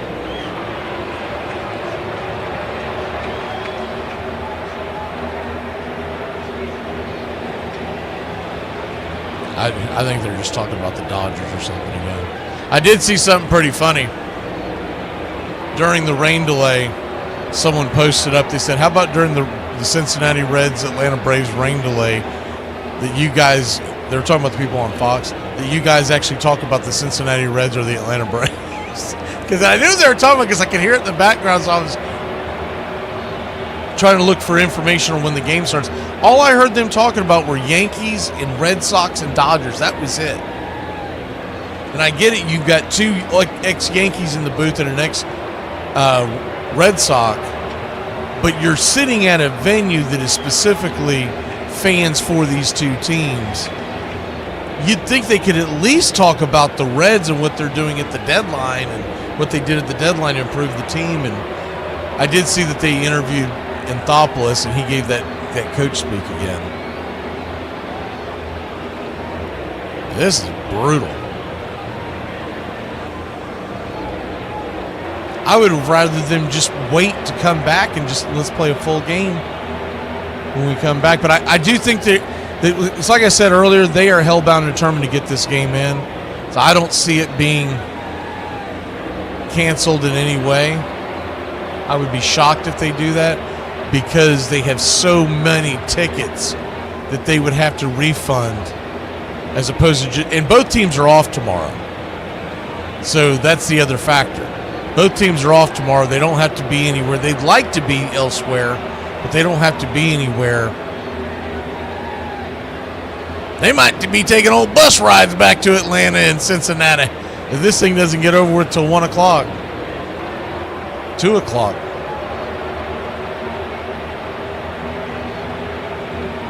I know typically 11 p.m. is the drop dead time for MLB, but I don't know if they would bend the rules for that as far as the start of a game. And technically they started the game before then. But it looks like that when you get around the 11 o'clock range, it's clear sailing. So,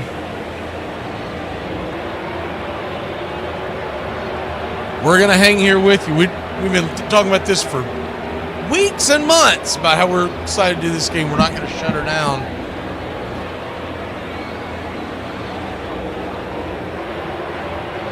Hey, they finally talked about the Braves. They put the fact that we have the worst record since 2016 for the Braves.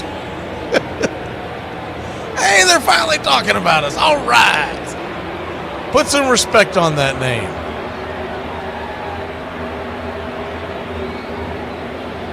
The latest you can start a game, technically, Ladarius, is 11 p.m., but they've already started it. So when it comes to a rain delay, it's kind of a...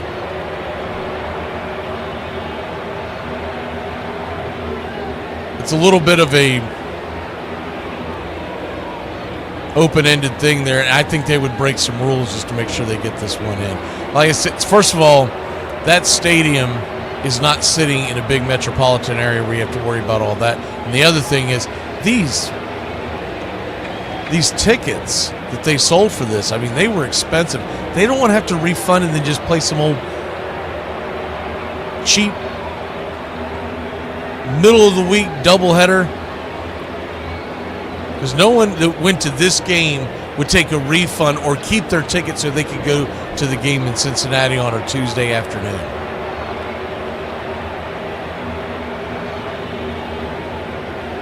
What's your 500 prediction? Oh, Mark, you talking? I told you I told you 500. I'm just held to. I just hope we hit 400 by the end of the year.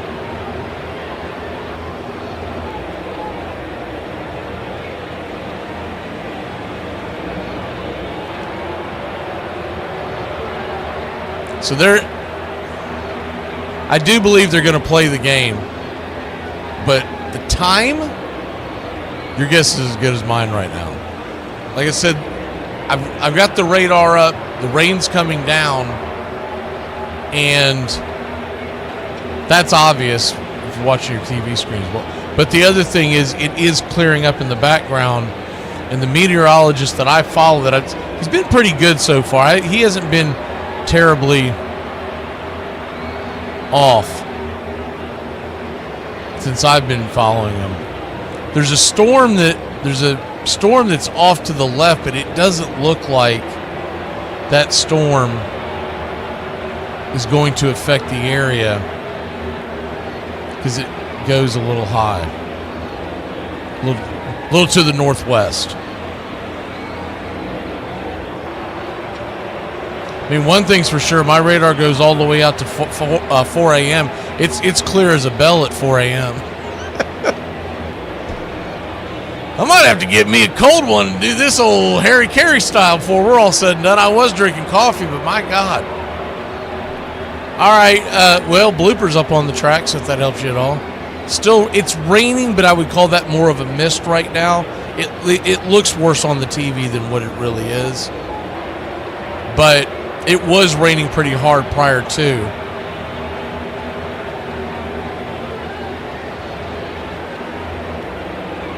And so we're in a weather caution. I'm going to go ahead and put a Once Upon a Pastime on because I don't want y'all to hear just listen to dead silence.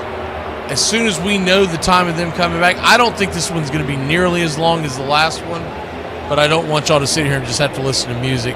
So we'll do a Once Upon a Pastime. Let's do a fun one. Let's do we did that one just recently. I don't want to redo that one. But let's go ahead and hit you with I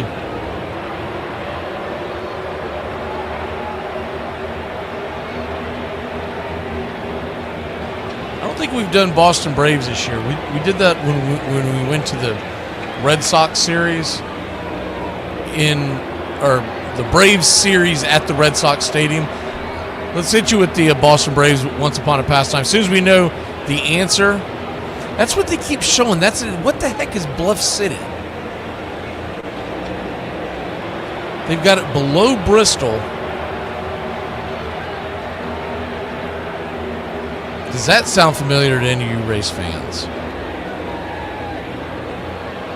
Bluff City? There's a Bluff City, Tennessee. That's where it's at. It is south of Bristol. And that looks like it's not going to hit them. It looks like it's done. If it's in whatever Bluff City is,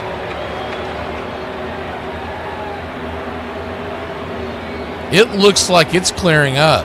We'll go ahead and hit this one up for you, and we should be back pretty soon. It doesn't look like this is going to be a long rain delay. These are the Boston Braves, in case you ever wonder where you came from, you Atlanta Braves fans. Here we go.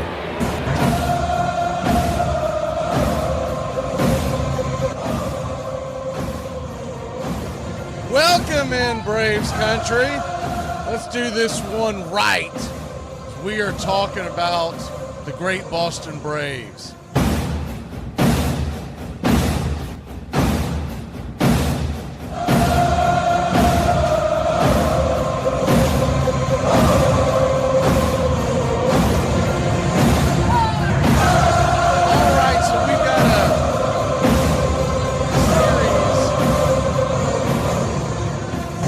Boston, I figured this would be a good time to hit the Once Upon a Pastime series with your Atlanta Braves organization. And I know most people know that the Braves started in Boston, but they probably don't know a lot about them.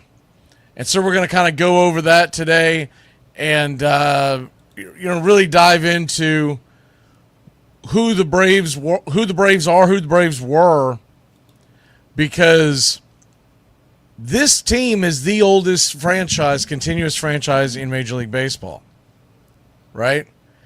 And the Boston Braves originated in Boston, Massachusetts, obviously, and they played in Boston from 1871 to 1952. So, good 80 years in Boston. They did win one World Series. We'll get into that. But one of the things that's overlooked with the Boston Braves, the Atlanta Braves, because when a team moves, I think it gets lost in translation as far as what a franchise has done, because I think a lot of fans want to separate, and you really shouldn't. If the New York Yankees tomorrow got up and moved and went to wherever, whether they kept the Yankees name or not, there'd still be a heck of a history with that organization. And the Atlanta Braves, the Boston Braves, the Milwaukee Braves, the Boston Red Stockings, who we began with, the Boston Red Caps, Bean Eaters, Doves, Rustlers, Bees, it's all the same franchise. And whether folks know it or not, or have paid enough attention or not, I think it's coming more to light as we get more into the information age, where so much of this stuff is at your fingertips, but who has time to really go into it, right? Who has time to read up? Well, I do a lot of it. I read a lot of not just Braves history, but baseball history in general, and really have never done one of these, and I wanted to commit a solid episode to the Braves organization. They started in 1871, and they won their first pennant in 1872. So this is a rich and storied franchise. They have won 22 pennants. We have won 16 world titles. 16 world titles. Even though we're normally just credited with the 4 World Series, there was a lot of baseball played before 1903 when the World Series first came into play. And I don't think that you can take away from the fact that a team has won championships just because they came up with a new way of looking at it. I'll give you an example. You ask a Green Bay Packer fan how many championships they won. They don't just point to... There's a reason why they call themselves Title Town, right? They don't just point to the World Series history. they point to all of their championships, and rightfully so. If you ask a Green Bay Packer how many championships they've had, they'll tell you they've had 13 league championships. And that's what I'm telling you about the Atlanta Braves. Atlanta Braves have had 16. 4 in the World Series era, 12 prior to. We got the first championship in 1872. And when you look at the Boston Braves and what they were doing, 82 years in Massachusetts, the franchise was known by different names. They started off as the Red Stockings, right? From 1871 to 1875, we were the Boston Red Stockings. And the team, while in Boston, won 10 National League pennants and a World Series in 1914. But before the National League, it was the National Association. It was technically called the National Association of Professional Baseball Players, NAPBP. But most, when you see it shortened in most articles or whatnot, they just call it the NA, which is a little confusing because you normally see the NA on a lot of things as not available. But the National Association, the original Boston Red Stockings teams, that's what makes them the oldest continuous playing team in American professional sports. There was no football, there was no basketball, there's no hockey, there's no pickleball. So in 1871, they became Boston Red Stockings, and the history begins. The only other team that has been organized for as long was the Cubs, but they did not play for 2 years following the Great Chicago Fire of 1871. So that's where it gets a little tricky. But the Braves started playing in 1871, and they had a fire in the grandstands, but they did continue to play. The Great Chicago Fire is a totally different story.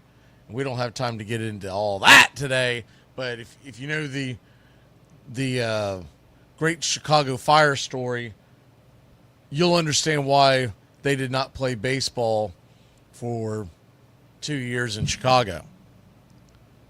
So here we go. The early history of the team. They were originally called the Cincinnati Red Stockings, established in 1869.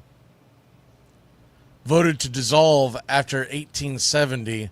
Player-manager Harry Wright went to Boston, Massachusetts at the invitation of the newly founded Boston Red Stockings. So it gets a little confusing because Harry Wright, who is one of the grandfathers of baseball, played for both the Chicago Red Stockings, who had this enormous, and we are planning on doing a Once Upon a Pastime on the Cincinnati Red Stockings. But they had an enormous following because they had this huge winning streak that ended up dying. I want to say 131. It was somewhere in that neighborhood. And when that fell off, the fandom fell off for the Red Stockings. Because what they were is that they were a barnstorming tour. They called Cincinnati their home and played most of their games in Cincinnati. But when they finally lost a game in what was something newly tried out called extra innings, Harry Wright and company opted to try to win the game in extra innings. They lost. It ended their 100. I want to say 131, but I could have that number wrong. It was somewhere in that neighborhood. They ended up dissolving the team because fans quit coming to the stands because it was no longer the cool hip thing. It's almost the equivalent, although they weren't rigged games and they weren't showboating. It was a different type of thing, but it would be the equivalent of what the hell the Harlem Globetrotters just lost, right? Say they lost their fandom and they dissolved the team, and Harry Wright with brother George Wright and a couple other Cincinnati players joined the Boston Red Stockings. Boston Red Stockings founder Ivers Whitney Adams was the original owner of the Boston Red Stockings, and he helped put together the National Association. And he was a businessman in Ashburnham, Massachusetts, left the town of 19 to seek fortune and fame in Boston, and away we go. And he was the president of something called the American Net Twine Company, and made a lot of money and decided that he wanted to get into the game of baseball, open up the Red Sox, or the Red Stockings, and brought Harry Wright and his brother over to Boston. What you have to realize is that they had a name already established. It was Harry Wright, and George Wright was his brother. You go to the Hall of Fame, you'll see them splattered all over the place. The original Boston Red Stockings team starts playing 1871 and 1872. They win their first pennant. Back then, you didn't have a World Series, you didn't have a championship series. You played your season. It was much like the way professional soccer is over in Europe.